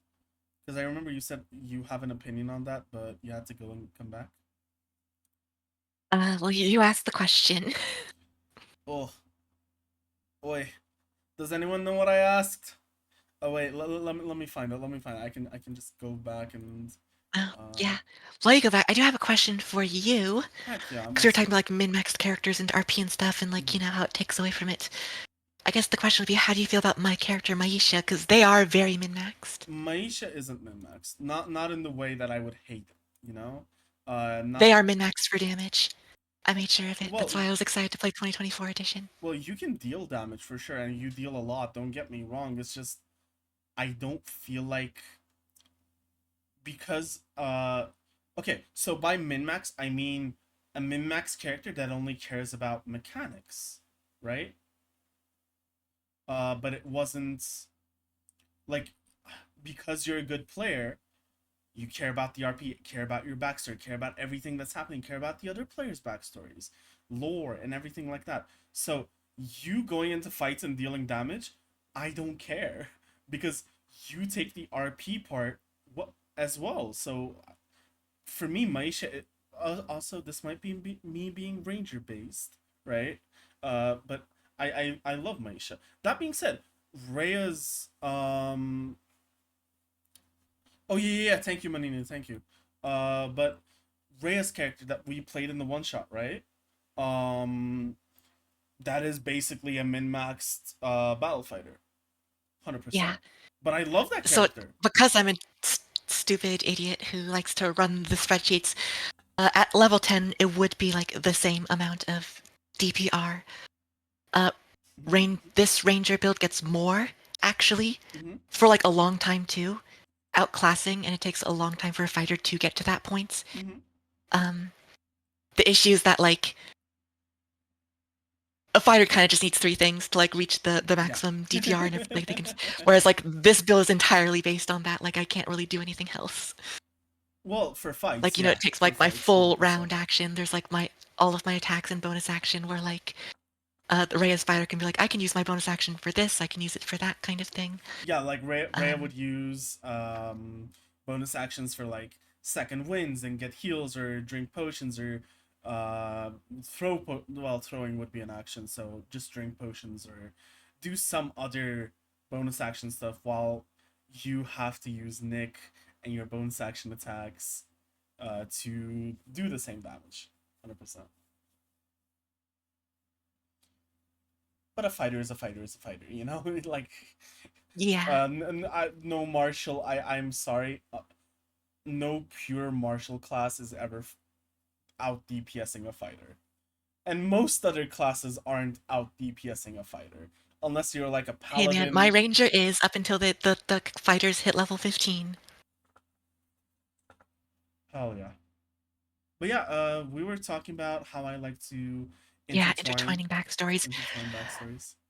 I don't like doing that as a rule Mm, because if you're just doing it to do it, because it wouldn't be neat if they all have intertwining backstories, I think you get into the more it's too coincidental that everyone has like this sort of circle of friends that it gets a little bit too well, no, like you it wouldn't be just peer behind this yeah. the curtain of the game. That way would be stupid. But think about it like this because this is something I did, right? One of my players was a part of the Thieves Guild. And this Thieves Guild had an opposing Thieves Guild in the same city that came from. So I was running a Tal'Dorei campaign. A Thieves Guild came from Wildmount and was um, basically uh, encroaching on their territory. And this Thieves Guild wants that Thieves Guild out of the city. But also, the Council of Tal'Dorei wants that new Wildmount Guild out of the territory. So it was stuff like that where I would tie them. It wasn't just like fully tied, but I would make sure that like their backstories and character, uh, how do I say this? The wants of the character would have points that overlap with each other to make sure the characters want to do that thing. I don't do that for the most part. Uh, it does feel like forcing together backstories. If it's like pre-established, I don't mind, but I don't want to force backstories to intertwine with each other because it's just I don't know if that's what they want. Um, Fair. Yeah, and it's that's it's sort of also like that was it what I feels was like when gonna I'm doing touch that, I'm like upon. being nitpicky with it, like Mm, forcing these connections. Um, I would only connect the backstories if like it jumps out at me that it would make sense. Like there's two wizards in their backstory, they studied magic at a place. Boom, it was the same place. Bada bing, bada boom. mm, mm. There you go. Um, but as soon as you have to like um Go through hoops. trying to like find connections and make connections yourself, Mm, I think you're just you're trying to like force a bit too much gotcha. story progression on these characters. Gotcha. Okay. Um, I'll keep that in mind. it's just Honestly. how I see it. There's also a way with how it works too in the story. I explained a Curse of Strahd game I've played with my players, and by complete happenstance, um, one of my players made a backstory that could have been slotted in where they were just like the main character. Mm-hmm, mm-hmm. Um, this is pretty easy to say because like the first thing you encounter if you play Curse of Strahd, but Strahd's after this woman, you have to protect her, and like this woman is brothers with like another person. They were like, oh, help my sister, blah blah. And the person's backstory is a woman close to them went missing and he's trying to find them. So that easily Ooh. could have been slotted Yeah. in as, okay, that was like, that's just like, that's, find and replace the main character you're looking for was the person Strahd kidnapped, blah, blah, blah, blah. There you go. You're basically the main character. But I didn't do that because I didn't want to like, in a group of people, just make this one guy the main character. It kind of ended up like that, but I just didn't want to like force main character Onto someone. status upon them. But because it came like that, it sort of became like that a bit more naturally, as the story progressed.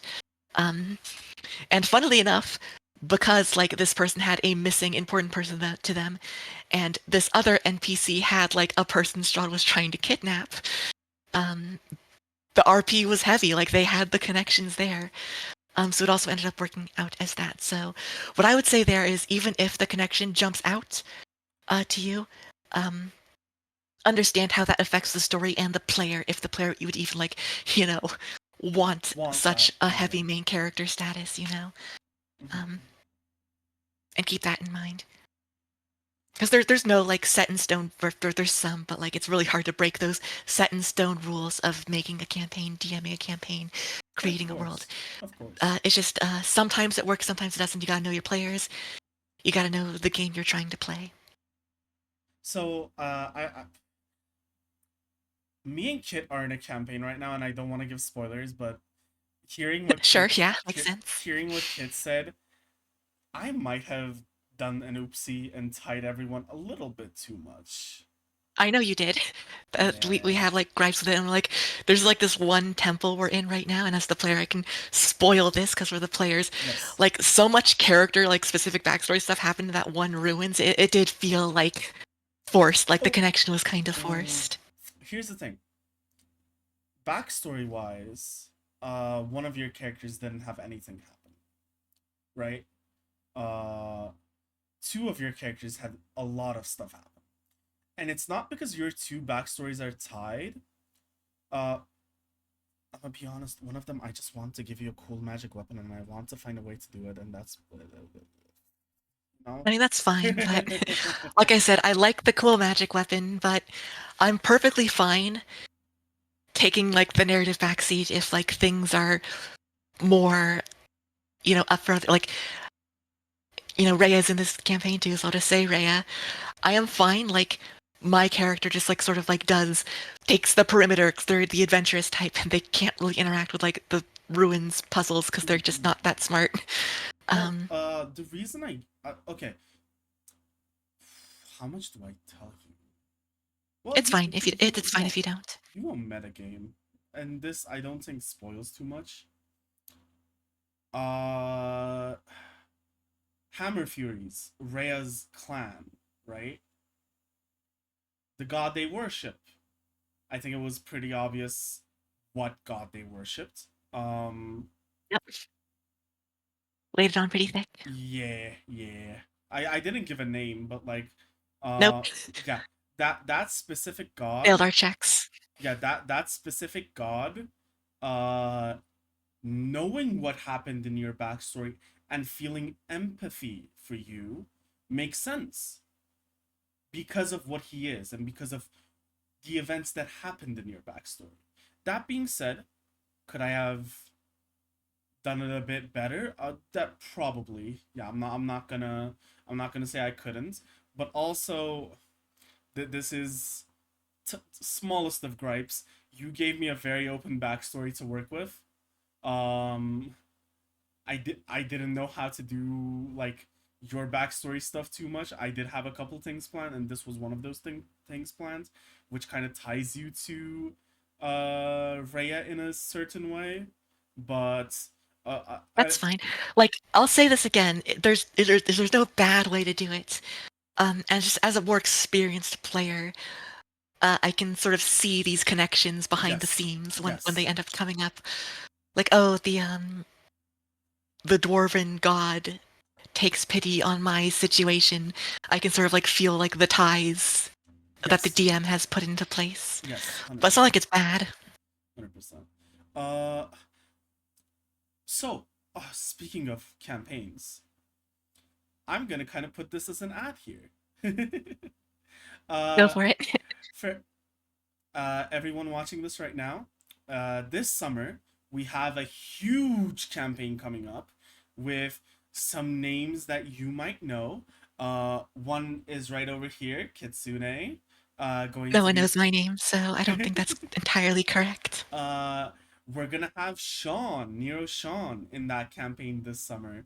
We're gonna have uh, not for the entirety of the campaign, but hopefully coming in and out as much as they can.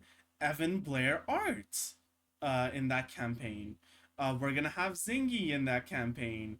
Uh, and hopefully, if they can make it, if they can't, it's totally fine. But we might have Ella Blackwood in that campaign as well. Uh, we're gonna have the Rift Walkers campaign. The campaign's name is the Rift Walkers. It is set in the world of Karael. Um, and it's going to be a little bit in the future for adventures in Karael, so don't worry. There won't be any overlap.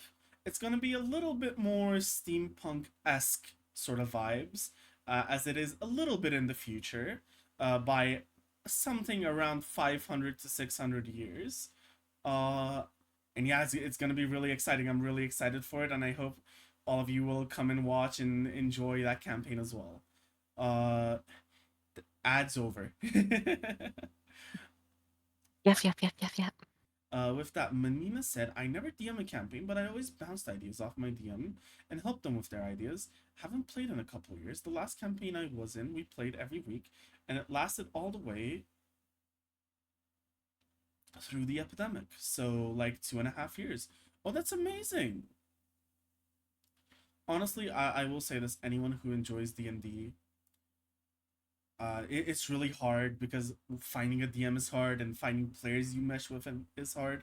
But I genuinely hope everyone who enjoys D&D gets to play D&D because it is, in my opinion, the best form of fun. Hmm. Now, Favorite game of all time. It's the greatest. oh yeah, for sure. Uh, honestly, going back to kind of like tropes we were talking about in terms of like fighters being fighters, right? Fighters gonna bonk, and rangers being a little I bit never just play the bunk fighter. I know it's the best one, but I like the skilled fighter best. that's fair. That's My fair. favorite archetype of fighter and how I would always play them is that like they are the master of arms. They have like every weapon they can on them, and like switch to like specific ones for certain situations. Or It's why I love weapon masteries because it actually makes the weapons functionally matter. different from each Yeah, other. matter and be So it's more different than than just just flavor. damage dice. Yeah. And I I love constantly switching weapons between like in the middle of a fight, and mhm. then I'm also, battle master to like use the skill with the weapon to trip up my opponent and stuff like that. Oh heck yeah. That's honestly how I ran Izart. Longbow, short sword, dagger, a shield. Run it how I can. You know, it, I like playing a martial class that can like be a martial class. You know, just Yeah, yeah. be martial itself, and I feel like that's really fun. What I was gonna The martial class. Yeah, Yeah, yeah. exactly. What I was gonna ask is, what do you think are some of the best and possibly worst fantasy world tropes? Because Bards. yeah, like the horny bard, I hate it. The horny bard. Also, to a lesser extent, the musical bard. I prefer like more out there bards, theatric bards. Oh yeah. Sad poets are one of them, but I also personally what I gravitate to is lore keeping bards or history bards. So Um, what my I'm going scribes I'm going to be sometimes. playing in a campaign, and I'm gonna be playing a bard, believe it or not. And the bard I'm thinking of playing is going to be a storyteller. My favorite. Yes, yes, yes. The edge lord rogue. Yeah, I just don't like that. It's I don't mind it. I feel like it's a bit It too depends on on the like how much you nose. play into it. I feel like it's too on the Like nose. it's only an issue if you play it completely straight. Like if someone plays it as a joke, I think it's fine. If someone like understands that it's like too edgy and it's kind of funny, it's fine too. But sometimes you just want to be like the edgy anime protagonist. I understand. Yeah. But when it gets like unironic, then it does get a little like too cringe for the crew. Uh, but I will say this. Speaking of like horny bards, uh, you watched the first season of Critical Role, right? Yep, Because I didn't, but I watched clips of it. And honestly, understandable. Scanlan as a character, I love. I just love. Like, It's because he makes it work.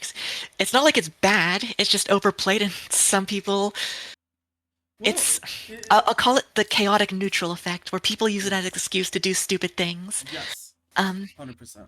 he plays a horny character, a horny bard, But that's not but it. one that's believable in the world that they're in. Yeah, and I feel like for Scanlan, from what I've seen, like yes, he's a quote unquote horny bard, but that's not all he is. There's a deep Yeah, character in there, and I he's a genuinely love it. character, believe it or not. Yeah, 100%.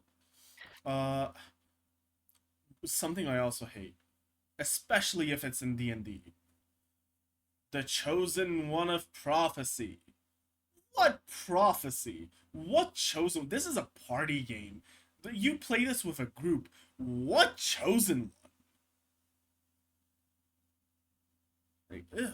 I don't think I've ever played a person with that.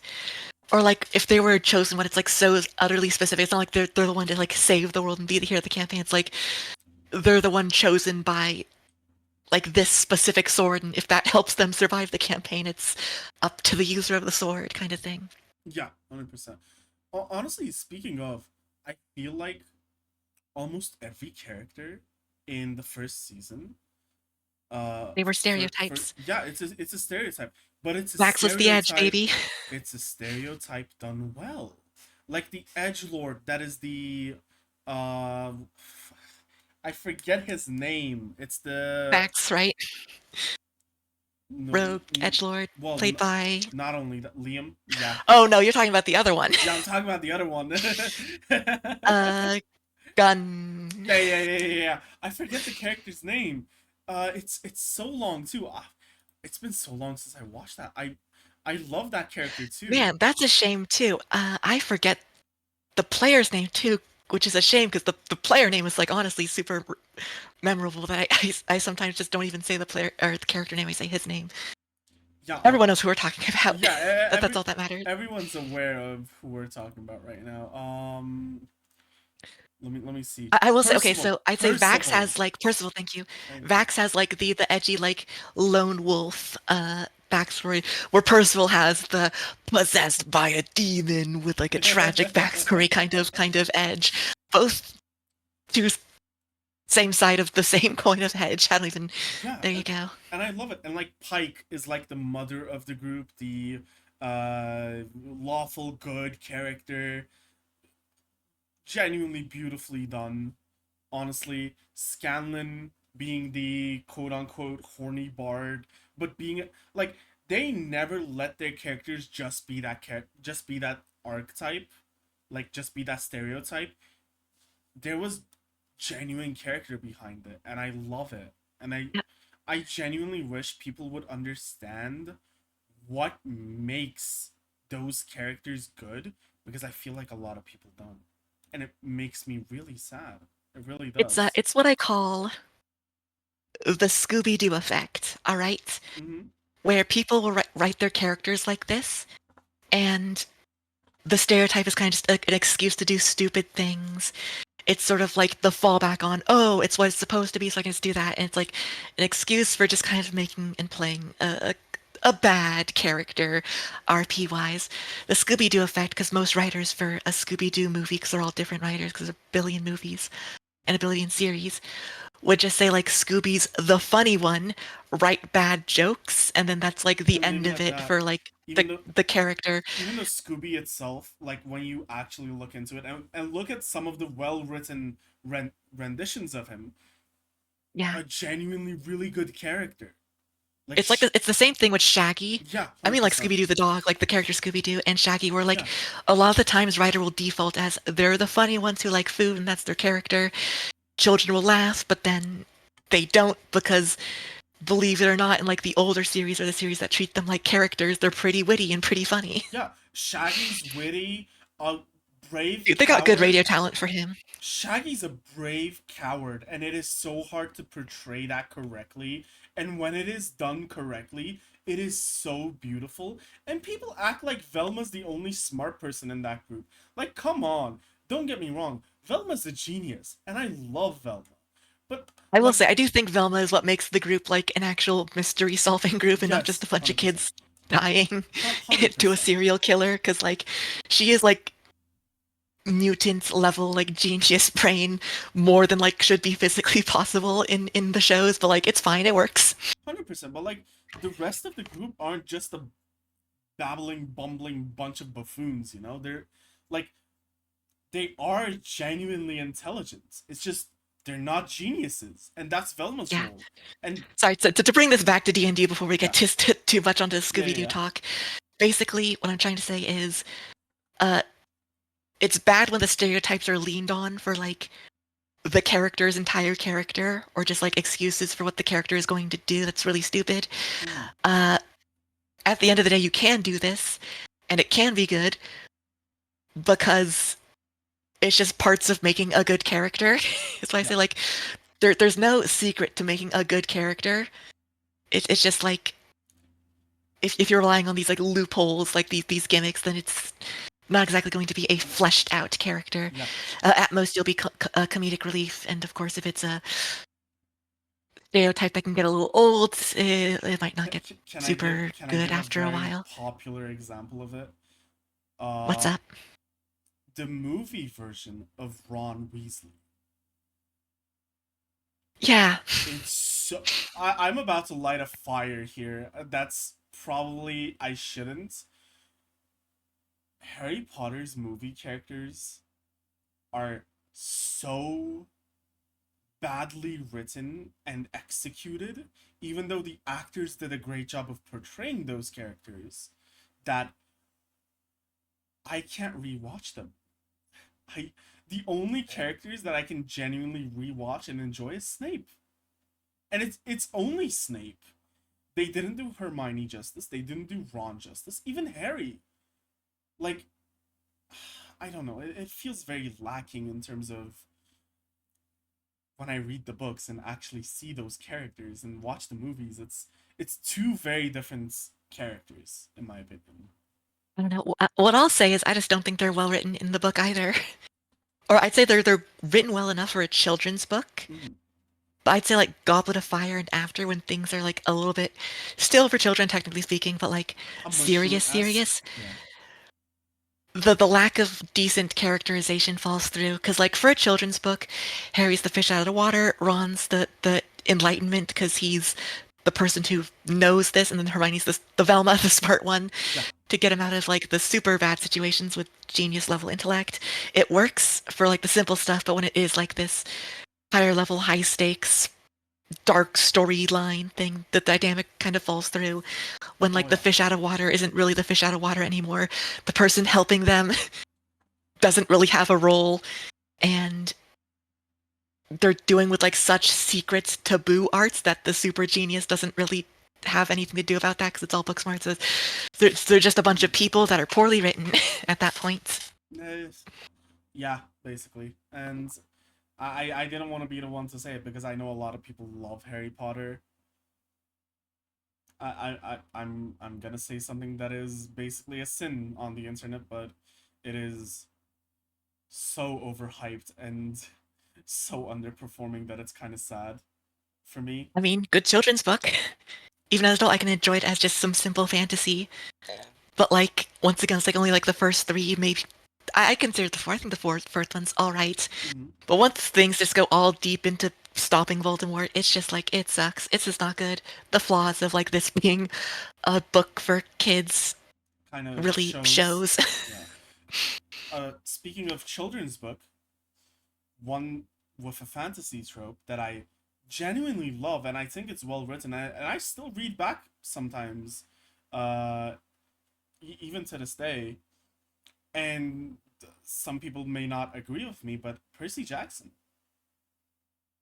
Yep, I always think of that as like the second to Harry Potter's. It's weird how it never got the theatrical releases, but I think things just got It did. It's just the theatrical like the releases movies were. scene got too big. You know, back in the day when Harry Potter came out, it was a little bit more subdued where this Yeah. small book adaptation could get to the big screen, whereas there's a lot more expectation now. Um, I will say this: the TV show for Percy Jackson.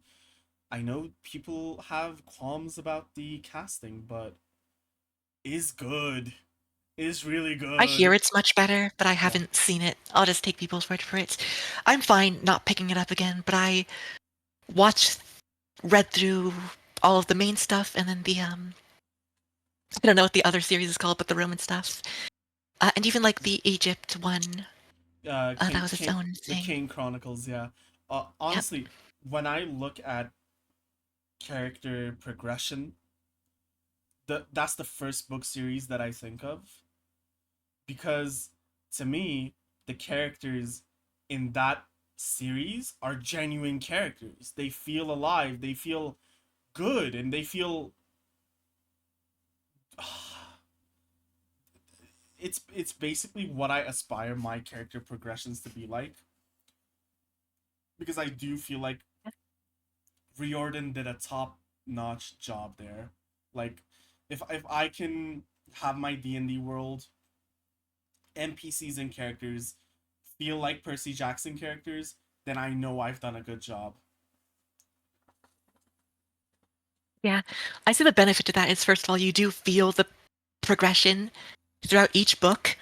It's honestly kind of fun when you get to the Roman stuff and like I think it's like the second book, maybe it was the first.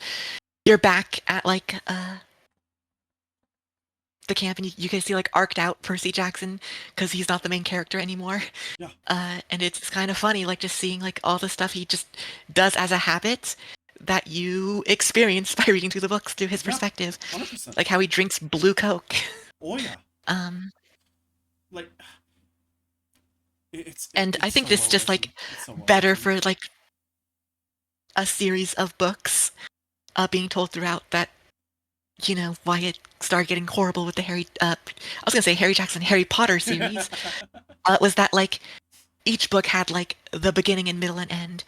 Um, like once again like after Goblet of Fire, it's just stopping Voldemort in like Mhm, various ways. mhm. This one there's like it sort of ties back to like this main fight that's sort of being hinted at, but there's still like this big high stakes thing they're trying to solve that's sort of Oh yeah. specific to the book, which Oh yeah. makes it interesting to Yeah. read. It makes it Um, amazing.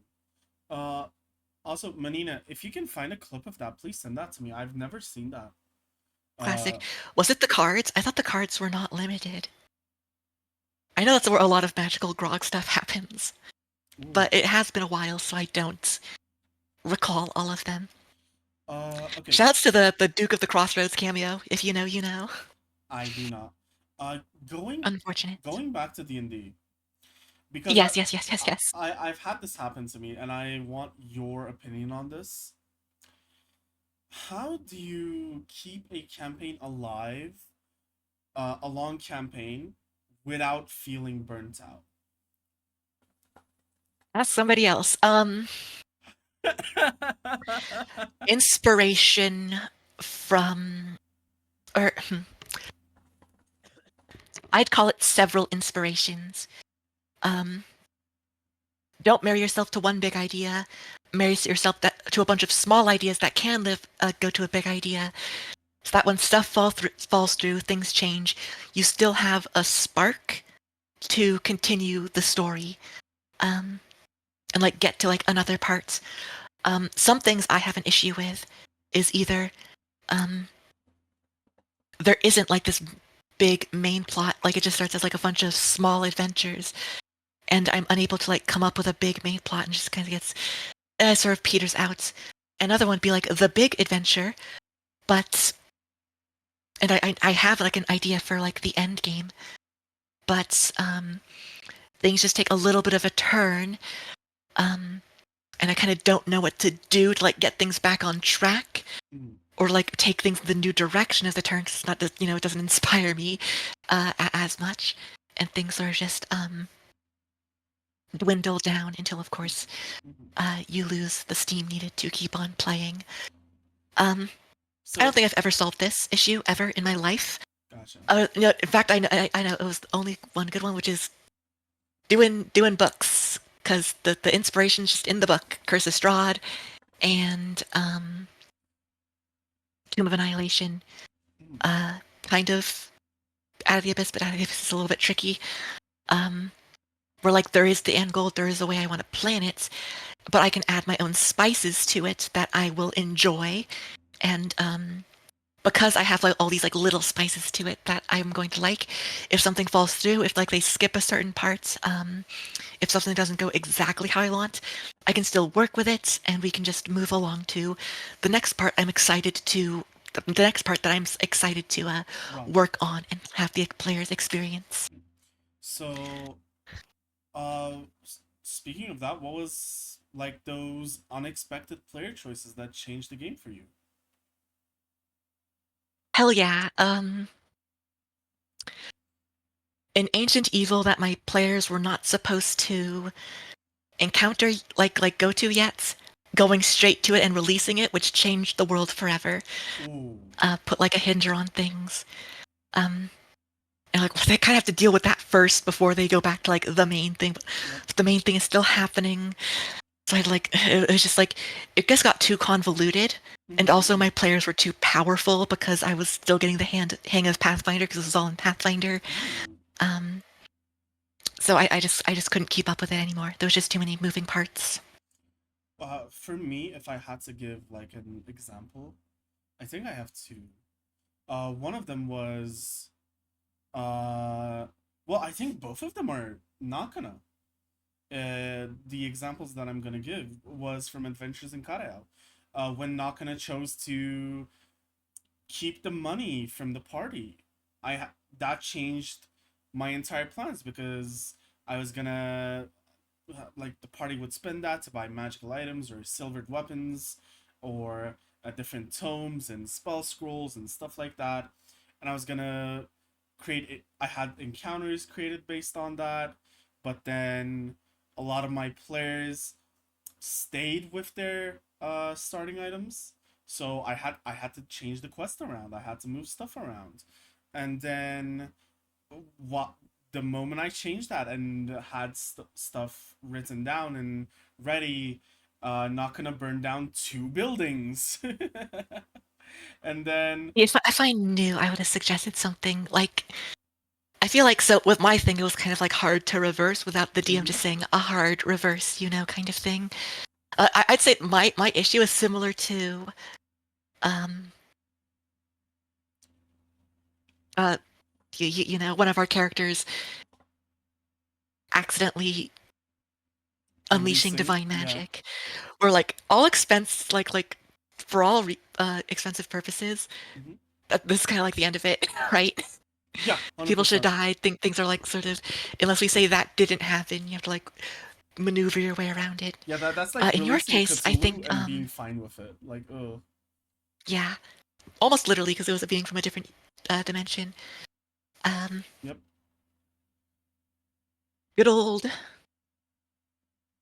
I forget the name, but if you read 3.5, Book of Elder Evils, it's one of them Ooh. because I enjoy that good old manual from Mhm, mhm. 3.5. One of the few 3.5 stuff I have in hard copy. Um, but what was I saying? Oh yeah, I feel like when it's kind of like small like that, you can like do what you want to reverse it. Um, I'd say like it put things on hold for a little bit, but you just do another sort of dungeon where you just give people the magic items they would have Yeah. bought anyways, I mean that. but not the person who hoarded all the gold. They'll So, still technically have the advantage, uh-huh. but at the very least, they're not the players you want are not behind. Yeah. Or another way would be like inflict gold sinks onto the player hoarding the gold, so that you can sort of reset things and then Go from there. distribute it again more Yeah. evenly. Yeah. Well, the thing is, I had, Like a way I thought of was when the house is burned down, just give him the fine where he has to pay it. and I did, and you guys had to go on a new quest because Oh someone yeah, someone because didn't like tell them that they could pay it.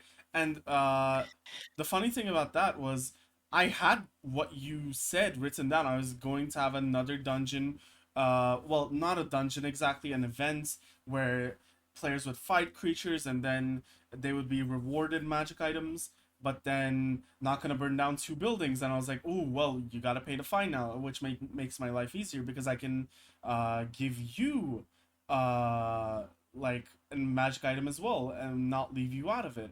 And then not gonna didn't just say I have the money, so I had to write the entire Voleoti storyline, which we kind of left at, but like people are supposed to get stuff there. yeah, So a way to do it is to try and force it, I guess. Like it's a yeah, lot of money, so how are they keeping it? Someone must have seen it. oh yeah. So Well, the thing is, the if it's like players keeping saw it it, at the guild, then but like the if the players saw it. players know about it, then someone should have made a fuss. Well, someone saw Nakana taking out a diamond worth 50 gold out of his Oh, pack. did he immediately liquidate it? No, there was a small, tiny Oh, it was just a little bunch of gems. That's revival right. Okay. spell, revival spell that was necessary for a little goblin girl to come back to life, and someone new revivify. They asked anyone if they had a diamond worth, uh, any diamonds at all, not even a diamond worth that, and not gonna took a diamond out. And like everyone saw that, no one commented on it. Even Bonnie, who's supposed to be like the greedy type, Yeah. didn't really I comment guess on I'd it. say it's a player playing so specifically that is to the detriment of the other characters, other Mm, players, which is unfortunate. At that point, as the DM, you kind of just have to talk to the player and be like, hey, can you like share the loot that was supposed to be for the party yeah, yeah, kind of yeah. thing? Sort of Uh, having to be told out of character. Also, hi Peanuts. Thanks for the Howdy, howdy, howdy, lurkies. Peanuts. Um, Sorry if we're boring you. Manina did ask before I continue on because I do have one more question, which I feel like would be really nice. Um, did you read the Drawtail manga style webcomic? I have not now. Mm, okay, so honestly, one of my biggest questions, and I feel like I could use it even though I've been DMing for a while because I still feel like a new DM. What is your best? Because I also have some. What is your best advice for first time DMs and players? If it's everyone's first time, just have fun. Who cares?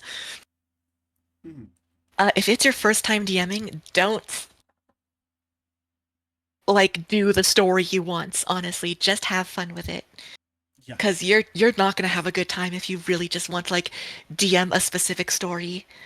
Uh, you can have it be there if you really want to, but just go with the flow on things. If everyone's new, no one's going to care if like things feel a little bit more gamey, if the RP is not on point. Mhm. If there's like pauses for you to like look up stats or something, because no one has reference to go on. Yeah. But as soon as like you try to force things because you don't have a feel for how things go yet, it's people are just not going to have fun. And 100%. honestly, fun is matters. So that honestly goes for experienced players too. Fun should be the most important parts. Oh yeah. It's just that when you're more experienced, you're able to incorporate like the story you want to tell with the curveballs that the players are able to throw at you. For me, I think my biggest advice to first time DMs, I know writing your own world and having other people experience it is like a very exciting thing. Don't do that for your first campaign. Run a pre-written. There's a lot of really good pre-writtens in my opinion, especially if you're playing with like some more experienced players. Also, pre-writtens help you understand DMing and help you understand what skill checks to ask for and how DCs work and basically how to structure a short campaign or even a one shot. For players, my biggest advice is remember you're in a living, breathing world. The people, your character is a real person. Uh, the players around you, their characters are real people. The NPCs are real people. Uh, and it's okay if you don't know the mechanics. Feel free to ask. There is no dungeon master in this world that you ask a question and they will scrutinize you for asking questions. And if there is, get out of that table. Why are you there? You deserve better. Uh, and one of the biggest advice I can give to anyone looking to get into D&D and can't find a group or are maybe perhaps shy to get into a group or want to know a little bit more about D&D before really committing into it. Larian Studios are the savior of D&D. Go play Baldur's Gate 3. That is the best advice I can give you. There is no, in my opinion, no video game that you can play as an RPG and is better than Baldur's Gate 3, and Baldur's Gate 3 will teach you D&D mechanics. Not everything is one for one with real D&D, like in 5th edition, height doesn't really give you advantage. Being on low ground doesn't really give you disadvantage unless your DM decides to run it like that. But Baldur's Gate 3 is an amazing game and it'll teach you a lot of D&D mechanics and teach you and run you through Baldur's Gate, which is a city in the world of Faerun, which is a D&D setting. So honestly, even to veteran players, play Baldur's Gate 3. Everyone should love Baldur's Gate 3, in my opinion. Oh, it's a good game.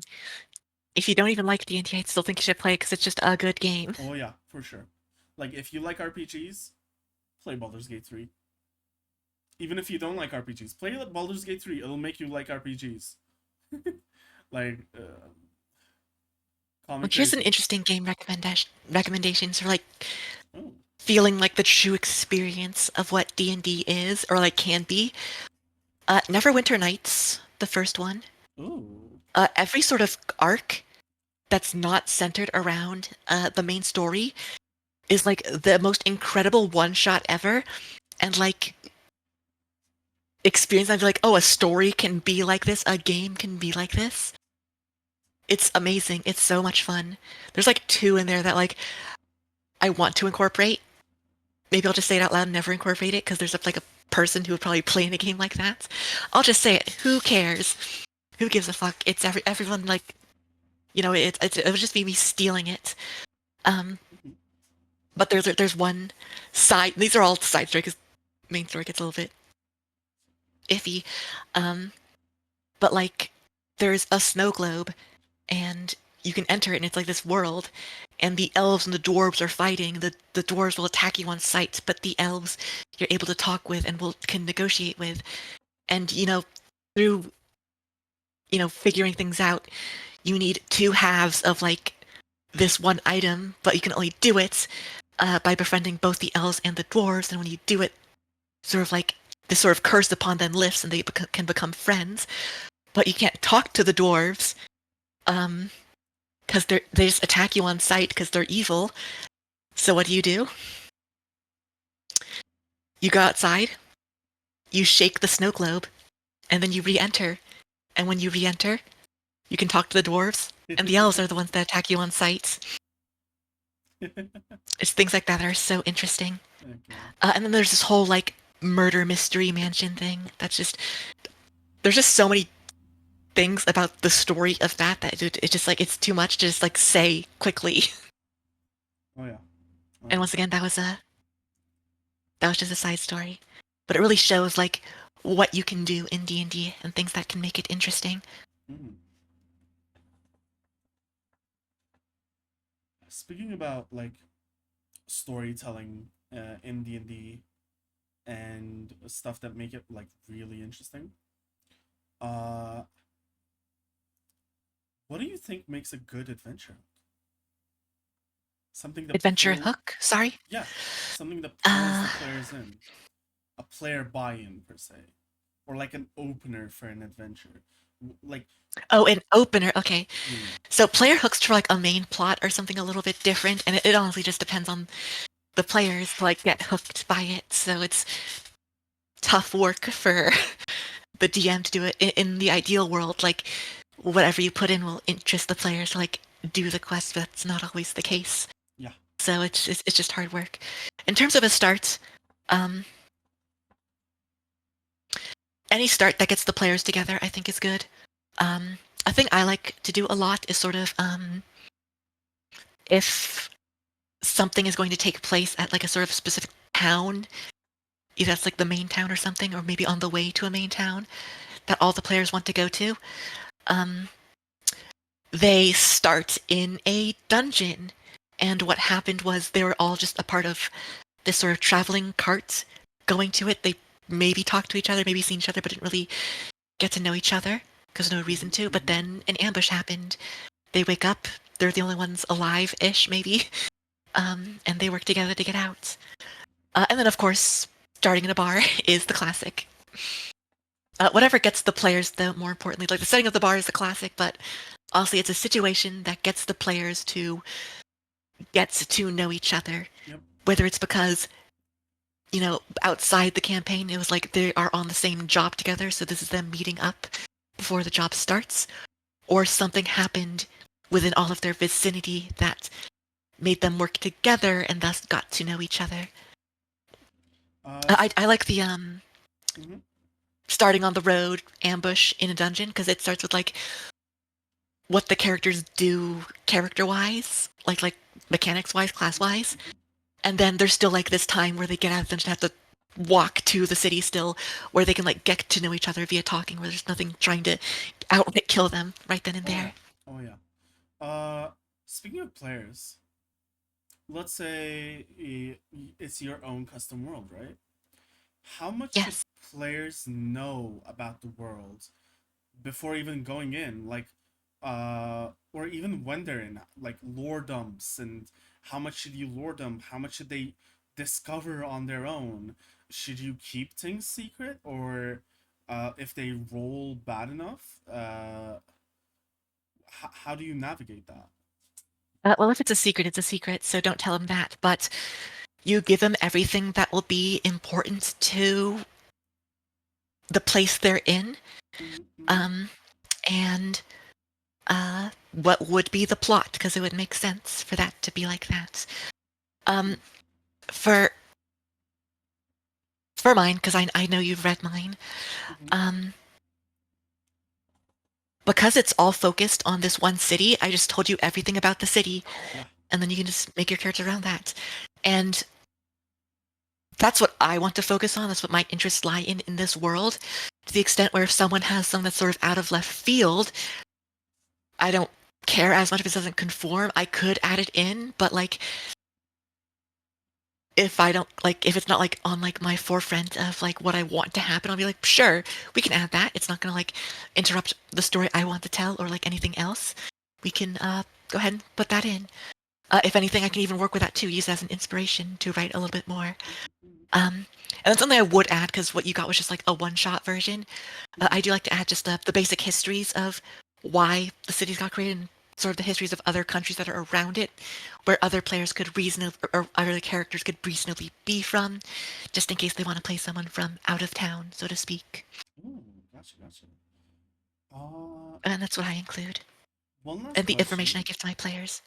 One Like, last. sorry, just to give another thing. Yeah. Um, for example, there's not a lot of information on like how the gods work in that little document, and it'll work however I feel like working it whenever it like comes into play, and that'll be how it worked for the rest of the game because godly intervention isn't a super important thing in the world I am building. Hmm. So Hmm. whoever has first come first serve is how that one works. Okay. Uh, one last question before I think we call it for today's episode. I Of feel course, of course, of course. I feel like I am able to do this at least decently well. But how do you make loss matter in your stories? Because sometimes uh someone will die and something will happen and it's supposed to mean something, but certain players don't feel anything. It depends on character investment. Once again, some people just don't care about the RP, just care about other stuff, and you can't get that out of them because they just don't care. Um, focus on what you perceive the player interests are, and then just focus on that for the loss. For one of them, I'll do two very very different players. Um, so player in the Curse of Strahd, that loss was looking for his friend, and uh, if they would ever be able to find them again, and uh, things sort of made more impactful because he cared about that, and because his character was amnesiac, I could reveal more information about the past he doesn't remember, and every hook grabbed him, and it sort of made the once he like understood like the whole backstory, like why they went missing, where to find them, when at the end of the campaign they fought and killed the big bad evil guy, but was unable to get back the friend he lost. Mhm. They could feel the bittersweet victory. And I've already told you this before, if we ever return to that, that character will be evil. Because they never got like their happy ending. Yeah. And it sort of like made them character-wise bitter, and the player agreed to that. They want that because they think that would be fitting. A lot of big rage build-up moments too, which is always fun to RP out. Yep. Yep. Another one. This would be the silly player. Um, he's this was a planescape, basically planeswalking campaign. He came from like a dimension where he was a servant, and he wants power to um, sort of usurp that and be the ruler of that world. Very flamboyant kind of guy, Hmm. comedic relief, despite like this sort of kind of serious backstory. Um, and there was one thing where he got hit with like an illusion spell that gave him his biggest fear. Um, and like, what do you like? How do you do that? RP a biggest fear for a person, and like, what is the big loss for them, and how to make it important, even if this one is fake. Um, and I had to like zoom in, like, what does this guy want? Who is this character? How do they play him? I just locked him in like a situation he couldn't um, escape from, where like he was once again trapped in his own world as a slave, but could like do nothing to like try to gain an upper hand. He was completely powerless, which was his biggest fear. And he felt that more than like something more standard or like thought out, because I could sort of like zone in on the player. And even if like you kind of knew it was fake because it was sort of like getting a little bit wacky, like because this was like an experience, like he was in character, and he is good at playing his character, he was still able to RP it well.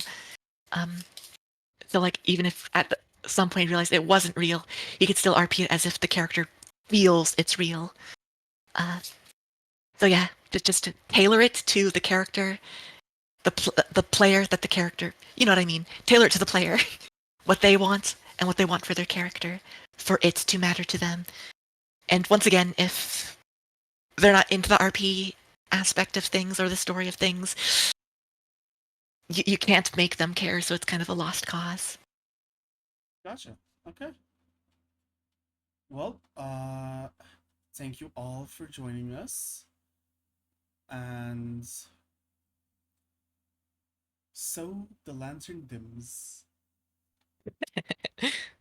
but stories never end. Thanks for traveling with us, and until next time, uh, keep building worlds worth dreaming about. And we will all catch you all next Sunday. Nice Uh, outro, dude. Thank you. Goodbye. Hey, I had to design something, you know.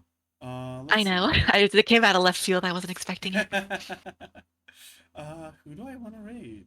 A lot of people to raid. A lot of people to raid. You know what? I never raid Miwa, even though I'm in her chat constantly. So I'm gonna raid Miwa. Because I know she's been getting like really into Warhammer.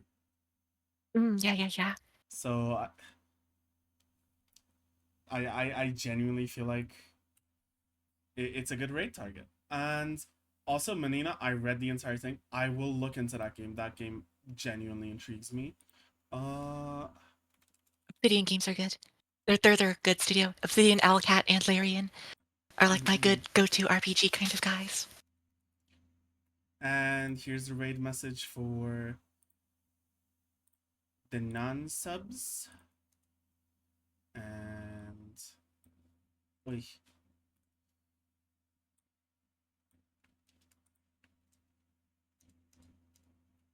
here is the raid message for the subs. All right, we'll catch you all next Sunday. Take care and see you then.